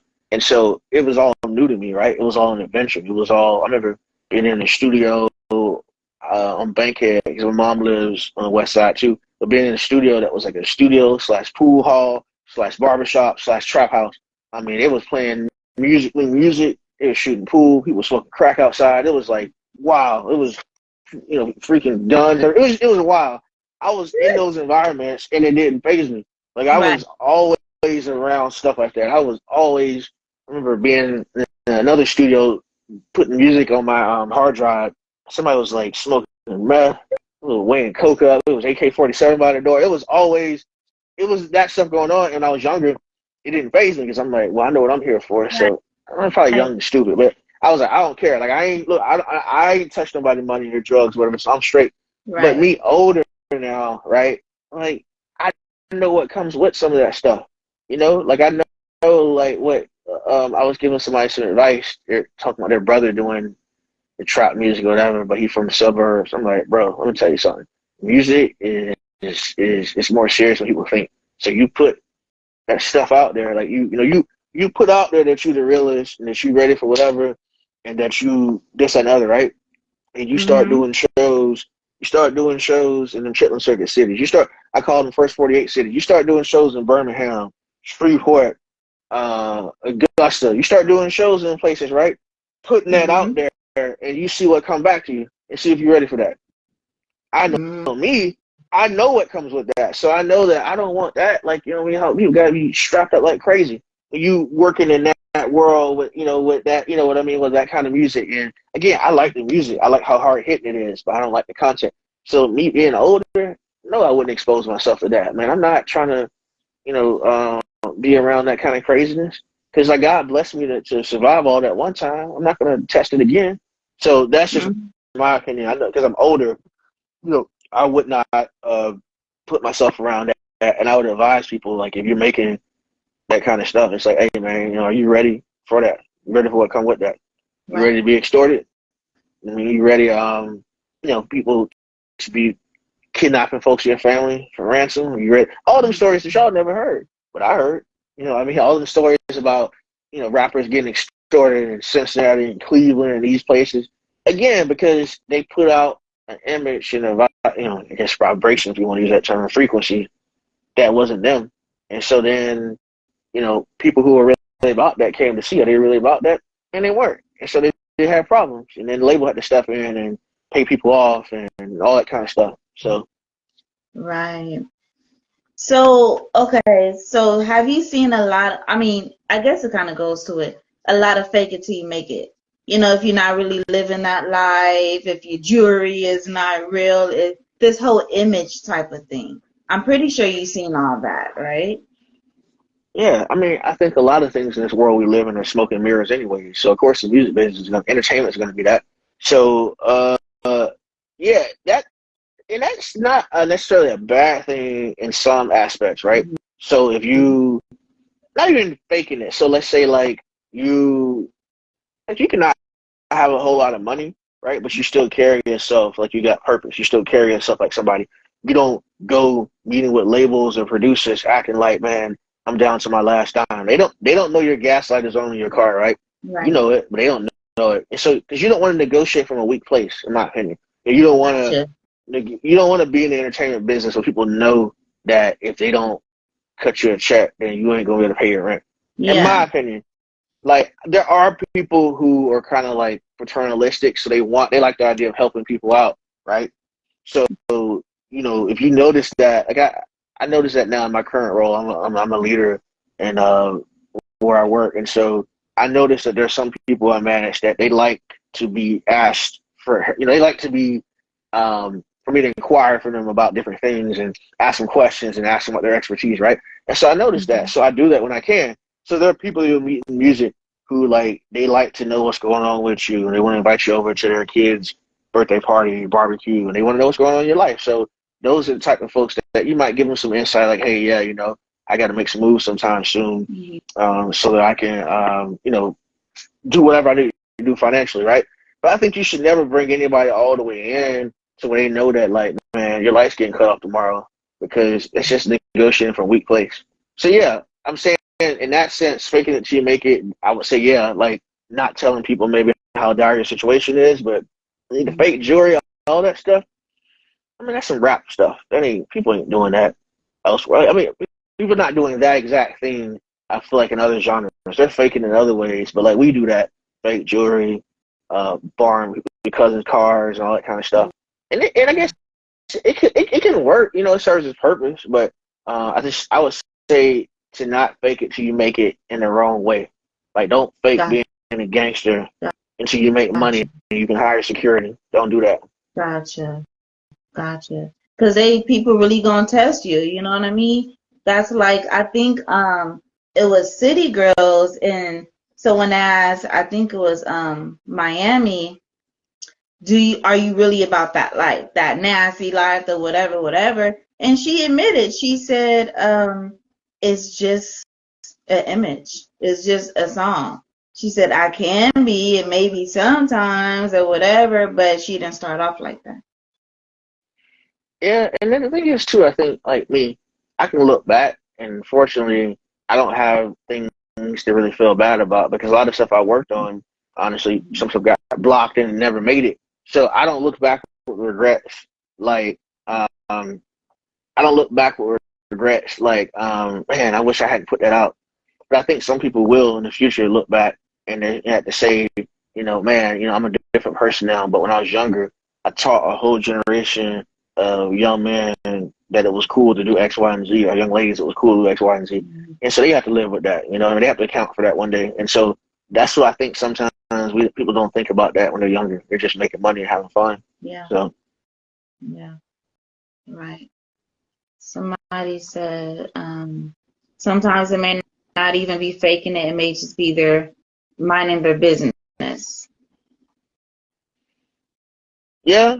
And I think also too, I don't know, it's relative like what faking it is, right? So like I might think something is somebody's being fake, by I don't know. Like you talk about like I mean some people wear fake jewelry. That's just their thing. You're not even thinking they faking it. It's like that's what they would do even if they weren't famous, right? So I say, oh, you faking it. It's just a cultural thing. It's just what they do. So I don't know. I mean, I'm not. I never really try to tell artists what to do in a micromanaging way. I try to like say this is my opinion about X, Y, and Z, right? But like, there's a lot of other things. It's just like creative decisions. It's relative. Yeah. The truth is relative to some people. Like, you know what I mean? So yeah, I never was a micromanager. I never like. I don't want that. I don't want to like. Some people like that. They have an artist and they just like move into their house and I tell you everything. How you do all this stuff. I never wanted that. Gotcha. And when it comes to also like, faking it or whatever, you kind of just have to like know how to read the person. Like once you're around them and they start to talking, it's gonna come out or you're gonna see some stuff anyway, you know? So like, for example, I was ran into this guy that I know, and we were just sitting there talking, and he had this big old block of money, and he had this jewelry on, and talking about, oh, he got 11 cars and 4 houses or whatever, right? But then he starts messing with his chain, and he didn't know I seen it, but when he flipped it over, the chain was tarnishing. You know what I mean? Like real diamonds don't tarnish, right? So it's kind of like, what else are you lying about? You know what I mean? So it's like you can just sometimes see things as well, and you don't even have to like bust them out like, oh yeah, I know that's not true or whatever. You just, you mind your business, they mind theirs, but don't. I just feel like don't do too much. Like, why do you have to do all of that? And some people, I guess they feel like uncomfortable. Like one person actually who was similar to that person, he straight up told me he was insecure. That's why he had like, all this money, diamonds, gold teeth, whatever, because he was personally insecure about himself. So that made him feel secure. That made other people look at him like he was more than what he was or whatever the case. And this other guy I was with the other day, I feel like that's how he felt. He didn't admit it, but I just feel like that's how he felt. So, and I think that goes into like the music industry too, or just rappers or whoever in general who's doing that. I think that they're sometimes insecure, to have to do all of that. To say it all like, oh, that they're a thug or whatever, they really not, because you're insecure about something. Or you just want to be somebody that you're really not. Yeah, no, I think you're right. There's a thin line between good truth is relative perspective. That's true. All right, see you later, Nisha. Yeah, I think there's a thin line between like really good marketing and just projecting something from a place of insecurity. So, to each their own. That's another thing too. I don't miss about urban music and the rap portion. It's just a bunch of goofy stuff, in my opinion. Like I don't Mm-hmm. miss that. There's that stupid stuff, like because again, I'm not trying to judge nobody. If you want to wear tarnished jewelry, you can wear it. But just like why, like I don't know. At the end of the day, like why do you even think you need to do that? It's like why are you trying to? I mean, I guess you're trying to impress people who really are never gonna really be that impressed by you in the first place. I just don't understand that logic and that mindset. I never did, and it's whatever. Like I said, I never did. I never, and that's why even if I was in music now, I wouldn't be anti-rap as much as I'm anti things that don't go with my values and anti just stuff that I think is just stupid. Yeah. It's like but again, that's the arena you in. Like I get it. Like you know what I mean. If you choose to be in that lane and you market yourself that way, then it's gonna be things that come with that territory. And you just gotta ask yourself, do you want to deal with it or not? Yeah, definitely. As far as being a A&R, right? Um, when you find a hit, somebody, let you listen to the music, you find a hit, what was your next step? So for me, when I was A&R, um, so again, let's say somebody emails me something, I'm listening to it in my headphones. Okay, I like it. If I could, I like to listen to it in my car too, just to see what it sounds like. I Mm-hmm. might even listen to it in the studio if I happen to go to the studio on monitors, just hearing it from different perspectives. And so then if I'm like really confident in that, um, I when I first started, I would just send stuff to the label without putting as much thought into it because I just liked it. But then I realized, I remember I took a trip to LA, right? And I met, all these producers and people out there, and people will play me records that they're hot tracks, and I just heard just how much better the quality of records that they had were than what I had, and so that changed my perspective on things. I was like, okay, maybe some of the things I think are hot is just relative to where I am. I'm in Atlanta. I'm not in LA and New York as much. And so as I progressed, my process was okay, I listen to it, I like it, I can weigh things out, right? Okay, what level of interest is this? Like, do I love this? It's like what Barry Gordy said in that Temptations show, if you remember.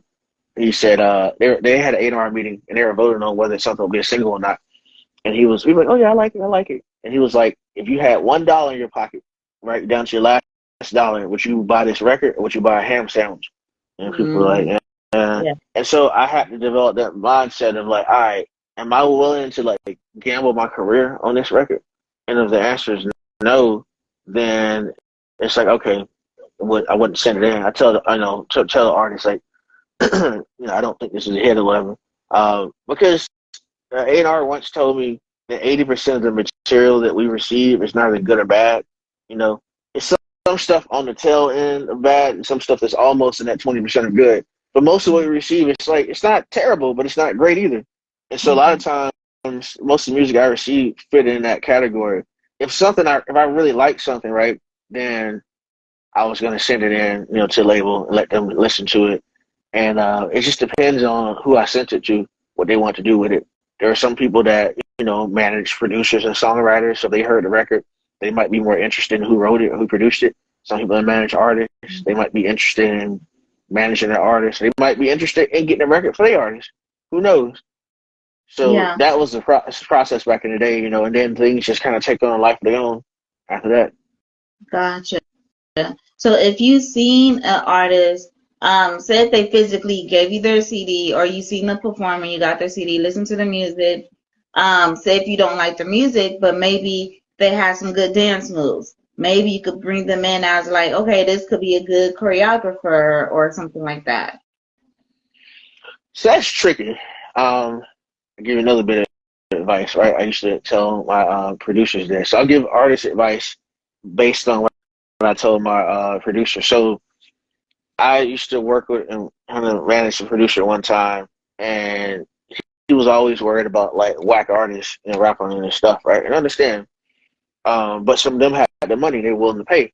Hmm. And so I was like, "Hey, man," I told him to try something that I feel like I seen what I'm about to describe happen to a major artist, and there was a producer I know that did this. Well, basically, there was a manager that managed an artist that was kind of established, but it was going downhill, and he was working with up and coming producers really hot. So what he did was he loaded the mixtape for that artist full of all these hot tracks from the producer, right? And so when Hmm. people listen to their music, the artist wasn't great, but people are like, man, who made those tracks? And so literally, it was like advertisement for somebody else's production. And so that's why I told artists have to be careful with, right? You need to take honest feedback because you don't want to mess around and put somebody else on because you don't listen. So you sent me something that, in which is clear that you're not talented, but the producers you work with are really good. And so now people are trying to figure out how to get to your producers, how to get to your songwriters, how to get to your engineers. And so that's why I think you have to be, kind of careful with that. But if you're a person that is, open to feedback, many people start off one way in entertainment and end up another way. They start, let's say, as artists, and they realize they weren't the best artists, but they were a good songwriter. So Hmm. they start writing songs for somebody else. So they're good A&R. They're good at sending tracks to A&R that showcase good writing and good production. They just weren't a good artist. So I think you have to figure out how to get in where you fit in. Gotcha. Okay. When you ask the question, is it Hmm. always best to listen to a song in the car? And if so, why? And what's the other part of the question? So why is it? Why? So I think because I came from a DJing background, it's always good to hear a record in as many ways as you think your potential audience will be hearing it. So like you know, um, I want to hear hear with headphones on, like I said, hear it in the car, hear it in the studio. If you have access to the studio, heck, if you have access to a live venue, even hearing it on a bigger venue, just hearing it in many ways as you can, right? Just and that'll give you an idea of things, right? Because you can, you'll see how it sounds. You'll pick up on like little nuances as well. Do I think it's essential? Not necessarily. It depends on the kind of track it is, right? Like some music, you ever heard some songs and you know this is meant to be played in the trunk. You just know it. This is meant for people riding around on block Chevys with 24s. So if Hmm. you got one of them kind of songs, then yeah, you need to test it out. Like you need to be like people used to do back in the day, man. They, ask, hey man, play this in your system, man. I want to hear what it sounds like and see what it sounds like. But if you're not, I don't know, if you're making some more quiet R&B song, do I think you need to test it out in the car with some 12s in the trunk? Not necessarily, but that's up to you. Yeah. I think it's just good speakers. In general, you need good speakers, good headphones. Yes, you got to invest in good tools. Somebody told me a long time ago because the people you send in music to, like, well, they have really good headphones and good speakers, and so they can hear all the flaws and imperfections that you didn't hear on your cheap headphones, your cheap speakers. I'm not saying to go out there and spend $3,000 on some office monitors, right? So you got to do it within your budget range, but the best equipment you can afford, that's what you should get. Right. Yep.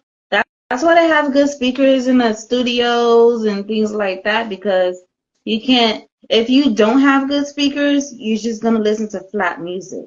You're not going to hear all the bass line, all the trebles, or none of that stuff that actually matters for a song is not going to sound full. So you're going to think like, okay, this person didn't mix and mastered it when you really just didn't have good speakers.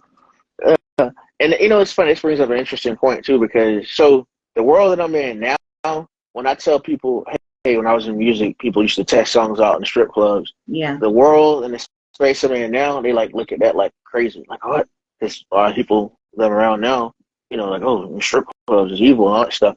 And I'm not saying I'm not a fan of strip clubs either. I'm not saying that I want to go to them or anything like that. But I admit that if you're making music, let's say, certain types of music for the club, whatever, I see a lot of people test it there because, again, you're seeing how dancers respond. You're seeing how the audience respond, right? You're seeing how it sounds on the system. You're seeing how, the DJs, how they respond to it.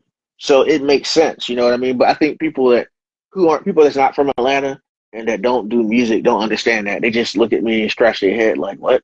You can play music in the strip clubs? I'm like, yeah, they do. So yeah, I remember back in the day, like there was a lot of producers and other label folks that just constantly, in the strip clubs, and they, it was easy for them to network and chill in there and just listen to the music. People were just breaking record after record, and I'm imagining it's probably still the case, but I know back in the day it really was the case for sure. Hmm. Yeah, and it depends on where you're from. Because if you go to, like, say, California, where certain places is not even a lot of strip clubs, they don't test music like that. You know what I mean? So it just really depends on where you're from, where you live in, Mm-hmm. that what they have available. Um, do you think that there's A&Rs, like with the how the music is nowadays? Do you think there's A&Rs now, or what do you think is the best way for somebody to get their music heard or get it to the majors?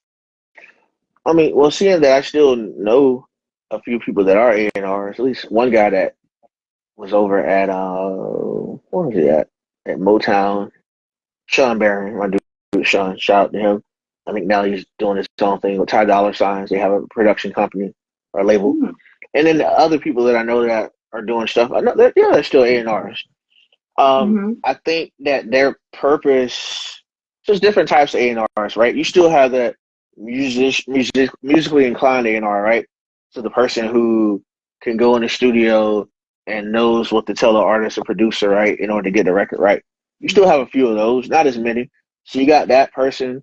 You got some producer turned A&Rs. Maybe they used to be producers back in the day, but now they work for a label and they do that thing. And then you got like what I just call remember when Donald Trump said he was trying to go to Washington D.C. and drain the swamp creatures. He's talking about them. You got that in the music industry. You got them swamp in the music industry. You got the people that are basically just career politicians. In D.C.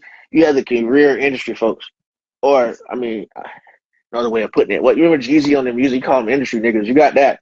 As I think that term is kind of funny. You got those folks who are just, they just they serve their purpose in the music business, but they're in the music business and they know how to maneuver and navigate in it, and they just they got connections and relationships everywhere, so they could take something that you and I might think is just okay, and they can take it to Columbia because they know Columbia has a girls group that they working on something for, and they know this record might be good for them. They bring this songwriter in and bring this producer in to fatten up 808, so they know how to get stuff passed. Like I said, it's just like politics. Just like there are people that know how to get bills passed in Congress, Hmm. there are people that know how to make things happen in the music business like that. And so, you're always going to have those folks around. And I think aspiring to be like one of those A&Rs, like it's tough because they just got experience and knowledge. But some of them are just too scared to do their own thing. And they never going to manage artists or start their own production company. They just always going to work for a label. They're going to go from Columbia to Atlantic to Warner Brothers to Motown or whatnot. Yeah. Um, okay, so what do you think the best route to get heard, like as an artist? What do you think the best route is? So like I said Like, before, like I think the best route is having the movement and momentum, right? Mm-hmm. Right? Having movement and momentum, and then having that traction online, doing shows, getting paid. If you're getting paid, then you know you're on the right pathway. Okay. That's the ultimate sign. Hey, am I doing good? Am I doing something that's worth something? Okay. Just like somebody said earlier, they asked me about paid interviews, right? And my Mm-hmm. focus isn't even on that, but it's like, okay, if I want to know if I'm delivering information that people care about, is there somebody willing to pay me for this? Okay, that says a lot. And so music especially, it's like, hey, am I already making money? Are there people now saying, hey, I'm willing to give you $2,000 to come out and do this because I think I can make money off of this or whatever. People come in for advertise you. So if you're doing that, because these are the questions that I remember A&Rs used to asking people when I worked there. Like they sat down with a manager that managed the group, asking questions like, okay, so like, what's your Google Analytics looking like? Not that they can't check that already, but they want to see what you got to say. How much you getting for shows? You know what I mean? Oh, okay, you're getting five. Early on in the summer, now you're getting 10. Okay, so they want to see that progression because they're thinking to themselves, like, okay, like if they're already doing this, and then we come in and put our machine behind them, then they can do that. So I just tell artists, just like if you're trying to get in contact with a label, like you're competing against folks that's already doing what you do, and they're making $5,000 a show, which is not really a lot of money nowadays, but it's something. And Yeah. you're not even doing that, so it's a hard sell. You know what I mean? And then honestly, if you hit a certain point, like I don't know, if you're making 50,000 a show right now independently, and you're also able to get sponsorships, or you're also able to sell merch, why would you even care about chasing label now? The Except label, yeah. except for a cosign. Now, if you can mess around, you look at like business, right? When people sell businesses, they usually look at what am I grossing, what is my business making, and then I want a certain multiple times that for a buyout. So, like, good example, my business is making like $3 million a year, right? So I'll sell this business for a multiple of 10. I'll sell it for $30 million, right? Mm-hmm. So the same thing. You're like, okay, I'm already getting like 50 a show. I'm already selling merch. I'm already doing all this stuff. A label deal could be attractive if somebody came to you with like a $5 million 360, And I know, hold on one second.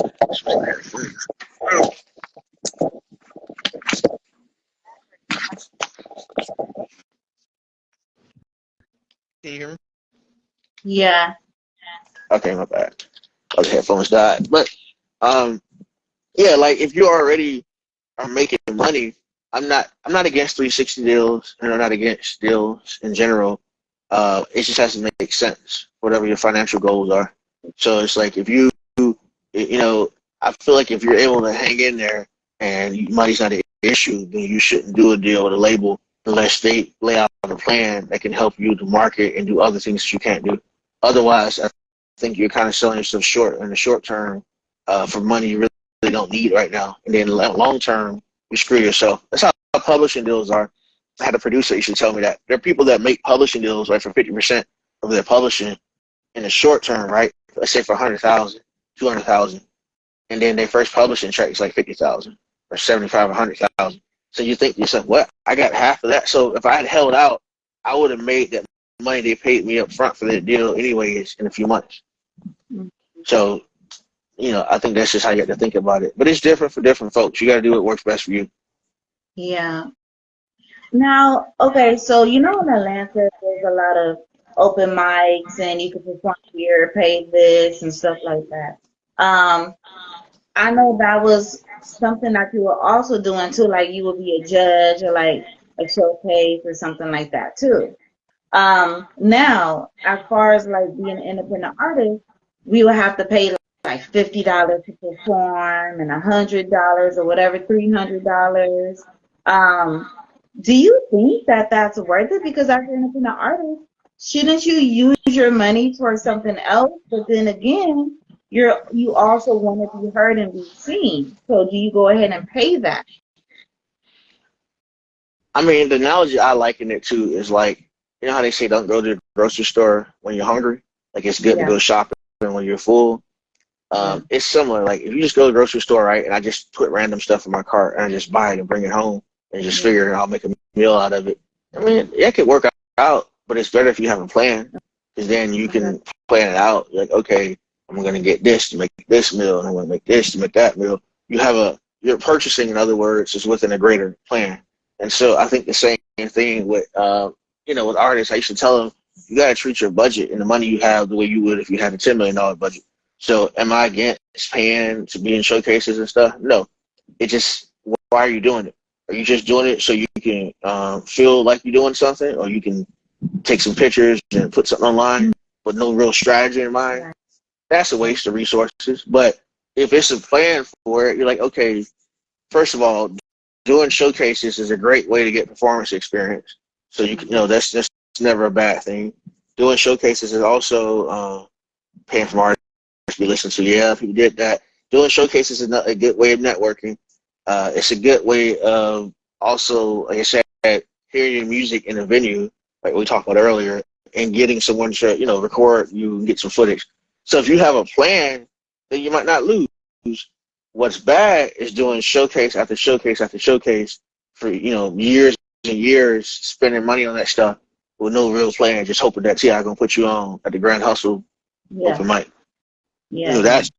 That's not. I don't think that's a good idea. But if you have a strategy, like I said, then you can make it work. Yeah. Because it gets very costly. You sometimes it's like, sometimes you can say at the showcases, oh, you have to bring a certain amount of people with you. You know what I mean? And at the end of the day, it just makes you look better, because if your team is doing for you while you're performing, they're going to look twice at you like, okay, well, who are you? You know what I mean? You have a team. But I don't like it how you have to pay to perform, you have to pay for this, pay for parking, pay for that, and you're an independent artist, so it's almost like somebody is capitalizing off of you. Yeah, I mean, all that stuff just kind of comes with the territory, I think. So all that stuff is so psychological and so strategic in terms of like how you have to do things. Because again, it's crabs in the barrel. Like, you got a lot of people um, who are trying to make it and who want to do the same thing. So honestly, I think for the person that takes the road less traveled, to use that expression, it's a little bit harder, but it's a little bit less crowded. So, again, people that use showcases for a purpose, but they're still willing to do the work elsewhere. Because look, as a former A&R, man, I've been places where I heard 100 songs performed one night. I remember in Houston, somebody flew me out there one time, and I judged a showcase from like 9 o'clock at night to like 3 o'clock in the morning, I want to say. And on principle, everybody that performed, I gave them some written feedback, because I just wanted to do that. You know what I mean? And so I heard a ton of music that night, but things still stood out. That were they were solid to me. So I think you could be performing amongst a lot of folks, but you can still be unique and stand out. You know what I mean? But also you should position yourself strategically so that you can stand out. That's important. So some people, I think, need to, I don't know if they're still doing those showcases, but maybe instead of doing 3 or 4 a week, they need to cut, scale it back and make themselves a little more scarce, and just, be strategic about when they appear and how they appear. And all in Atlanta, all that stuff is necessary. Like, again, you gotta, it's real cerebral. Like, you have to, if you're an artist, like, hate to say it, but you're always an artist. You know what I mean? People see you, I want to see it. I dropped my artist because she was told 3 times she should go gospel, but she wanted to go R&B. I was throwing away cash because she didn't want to change. Yeah, I seen those kind of dilemmas too, man. Like, this is the thing some artists don't understand. It's like, look, nobody is going to spend money and invest in you as you try to figure out what you're doing. I shouldn't say that. You should expect people to do that. Like, for me, basically, to just, like, if I have options between people that's already going and is already solid, right? It's how label things. If I had let's make it more personal to you. Forget about label money. If I had to pull $100,000 out my 401k, right? Mm-hmm. Something that could be feasible, I'm saying, for some people, right? But it's still tough. If I had to do that, right? Am I going to invest that $100,000 into someone like when somebody that don't know what they're doing, somebody that's not even investing themselves in what they're doing, or am I going to try to make that $100,000 work with somebody who's going so I can get the best return on my investment? Gotcha. And that's how labels think. Gotcha. Okay. I have one last question. I know took up a lot of your time. You gave a lot of good information, and I thank you for that. Oh, no Um, problem. and if anybody else has any questions, now is the time. My question is, as being A&R, have you ever felt used from artists or somebody just trying to be your friend or something like that, just to get in the door? Oh yeah. A lot of stuff too. It's like I don't even take it offense to it. Like, looking back on it now, I think that a lot of us was just doing what we knew best. It's funny. It's a it's a quote from like in the Bible, the book of Judges. It's a quote where they said people were doing what they thought was right in their own mind, and that actually Mm, that sounds noble, right? But the context of that isn't. It's like it ended up being very disastrous, and so I said the same thing though. People were just doing what they thought was best, and so I'm not offended by that. But yeah, I think there were situations in which maybe I didn't realize that a person did not value my friendship as much as I thought I valued theirs, and it was really about whether I could put them on or not.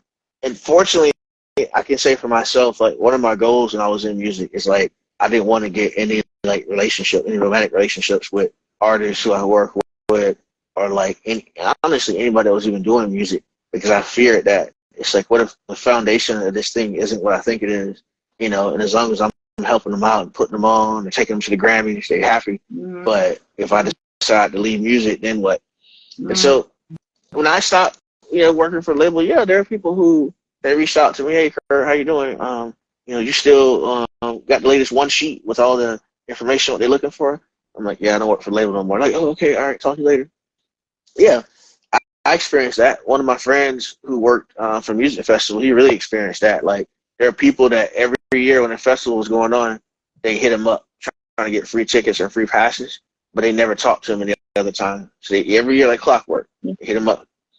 And so that really hurt his feelings really bad. But that just comes with the territory. You got to know who you are.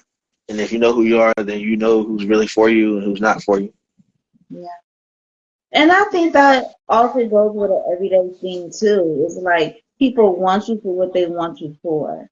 They may not even be your friend. That's when you find out like, okay, well you wasn't my friend to begin with, or you're my associate. You just want me for what I can do for you. But when I ask for support, you don't give it to me. So that's also saying who your real friend is in general. Yeah. It's just life, like I said. And, and one thing I learned, I was very blessed to have left the music industry and worked in many other industries. And what I learned is that it's the same kind of personalities that exist at record labels exist at other companies. It's just the entertainment business is more inherently social. So people, Mhm. it's so social that you can think you're cool with people. Like it's a part of getting to know somebody to invite them to your mom's birthday party or to invite them on a trip with you or whatever. Like that's the thing with entertainment. It'll fool you into thinking that you're cooler people than you are. But people face the same issues in all sectors of business. I think a lot of people fail at music for the same things that cause them to fail at other things in life. I always should say that. Like, so you generally a disrespectful person. You don't listen. You don't know how to be on time. You're not an audience. All that kind of stuff. Those same things end up affecting people and other things. You know what I mean? Mhm. I think like there are people that think like, oh man, you got fired from your last 7 jobs, so you assume when you do music, then all of a sudden it's gonna, things are gonna change. And in some ways it does, right? Because maybe like me, I'm a creative person, so sometimes it's hard for me being in the corporate world because sometimes stuff is just boring, and I have creative solutions to things, and corporate folks sometimes don't understand that, so I have to figure out ways to keep myself engaged. But I said to say it's like those skills still translate over to music. This is a people business, so if you just know how to deal with people in like just a simple way, that takes you far, man. No, like little things, studio etiquette. That was a big thing that I learned and observed firsthand. Just knowing how to walk into a space. And this is me as an A&R, right? Technically, working for a label, I could walk in there and I work for the label, so I could walk in and do whatever I want in theory, right? Mhm. But because I wanted to be respected as more than an A&R and for who I am, I cared about the other stuff. So it's like, nah, walking in the studio and learning, don't walk into a creative space, talking with somebody, carrying over a conversation from that room to this room. You don't even know what's going on over here. You know what I mean? So like just learning how to exist in spaces and not offend unnecessarily. You know what I mean? Like little stuff I learned. It's funny. Like you go into a room and you're drinking Coca-Cola or something, right? Just something Powerade, something that you don't even think of. That artist might not like Coke's business practices, and so you ruin the whole vibe of that session. Or that artist might not like meat. They don't like beef. They don't like pork. That's a big one, right? So you walk in there eating some ribs and you just ruin the whole vibe. And it sounds stupid, but this stuff matters. Like there are some major projects that have been put on hold because somebody killed the vibe. And Usher, for example, somebody told me the story about Usher recording Confessions, and he walked out because he didn't like something about a song that they were working on. And they say when he walked out, he's done. But he just happened to come back in the room because he liked his keys or something, and he saw some girls dancing to the music, and he was like, "Oh, they like it," and so he finished recording it.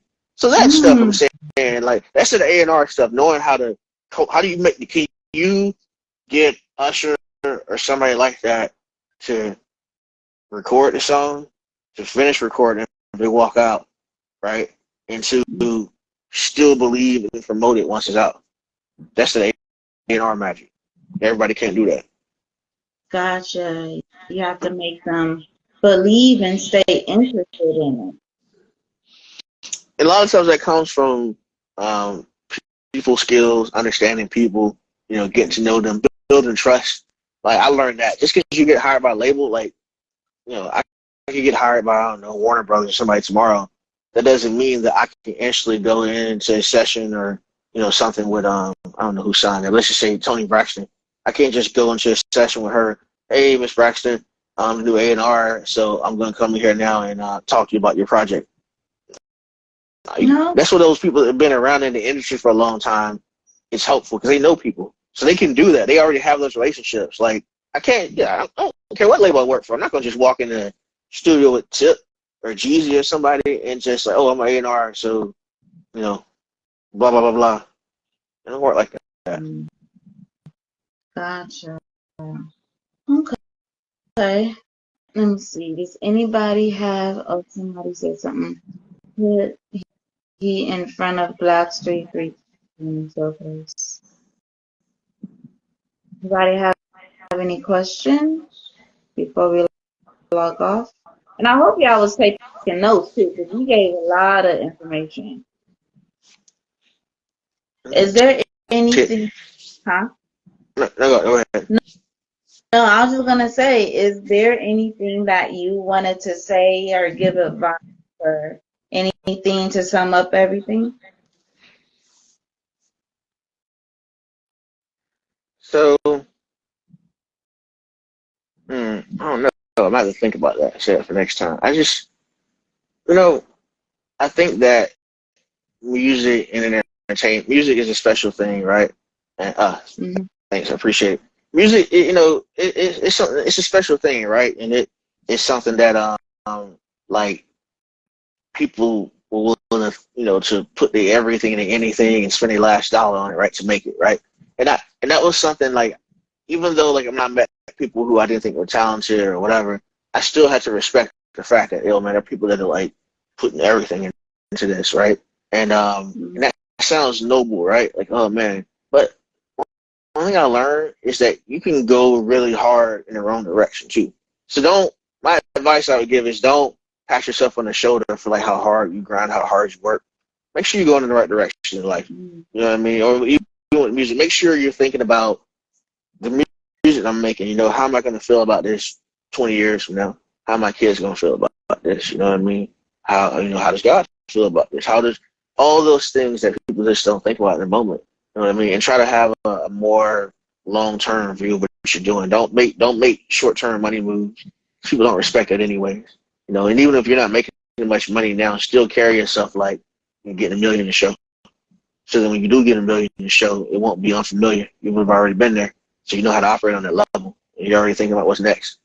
So that's the advice I would give. You know what I mean? Don't just treat this thing like it's just some hustle.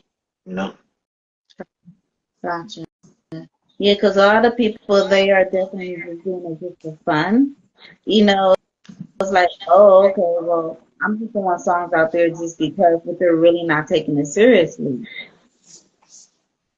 So what do you feel about that? People are doing it just for fun, I mean, not they're worth it. entitled to that. I mean, well, you're entitled to that, but you got to look again. If you're doing something for fun and you're spending all your money and time doing it, right? What else could you have been spending money and time doing? And I will give Yeah, that advice. I used to tell artists when you align yourself with whether it be a DJ, people in the band, other folks in your team, make sure y'all all going in the same direction. yeah, Just like I told you about Demona the comedian, I stepped back because I realized I didn't want to go in that direction, right?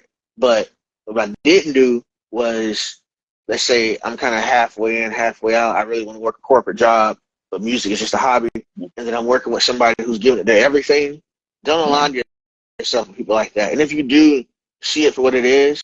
Because think about it, if you get into a situation where you got to get to LA or New York for a meeting, and you know it's something serious, and they want everybody to be there, and you're with somebody who's like, don't take it that serious, and that's going to handicap you because yeah, they're not going to take a day off of work. They're not going to quit their job for that. So I would tell people to be very careful with that. Like, make sure you're working with folks who are also trying to make it like you're trying to make it. yeah. And I'm sure people like artists came across you and gave you their CD, and you find out like, oh, they're not taking it seriously. They're doing it just for fun. Isn't that wasting your time? It could be, but then it could not be because sometimes people make hit records when they're having fun. So Mm-hmm. they might, inadvertently introduce me to a new producer or a new songwriter, or maybe they don't take it that serious. I know, but I know it's a hot record, and so uh, I'll tell you a true story. When I first got started, uh, um, she had left the label already, but there was I want to say like Yolanda Adams or somebody. She used to be at Atlantic, and she wasn't there anymore, but my grandmother, I told her she knew I worked for a label. She had a friend whose daughter made a tribute song for her mom, right? And so she did that for fun. She wrote it, she sang it. I think it might have been a gospel song, but I listened to it and I was like, wow, this is a really good song, although it was made just for fun. And so I had like Yolanda Adams in mind, and I think she was gone from the label, but we were having serious talks about doing something with that song, and that was just something that was just done for fun. So, you know, there are more hits than you might imagine that somebody was just playing around and somebody else knew what to do with it. A&R knew, nah, we're gonna take that and put it over here. So, Gotcha. Hey, thank you for all of this information. Again, thank you, and I hope you haven't taken notes. Thank you because you spent a lot of time with us. Um, tell everybody how to find you. Kurtman404, that's my Instagram. Kurtman404 at gmail.com is my email address. So just send me something there. Okay. All right. Well, I do thank you, Curtis, for being a part of it, and we will talk to you next time. Sounds good. Have a good evening, everybody. Thank you. Bye. Bye.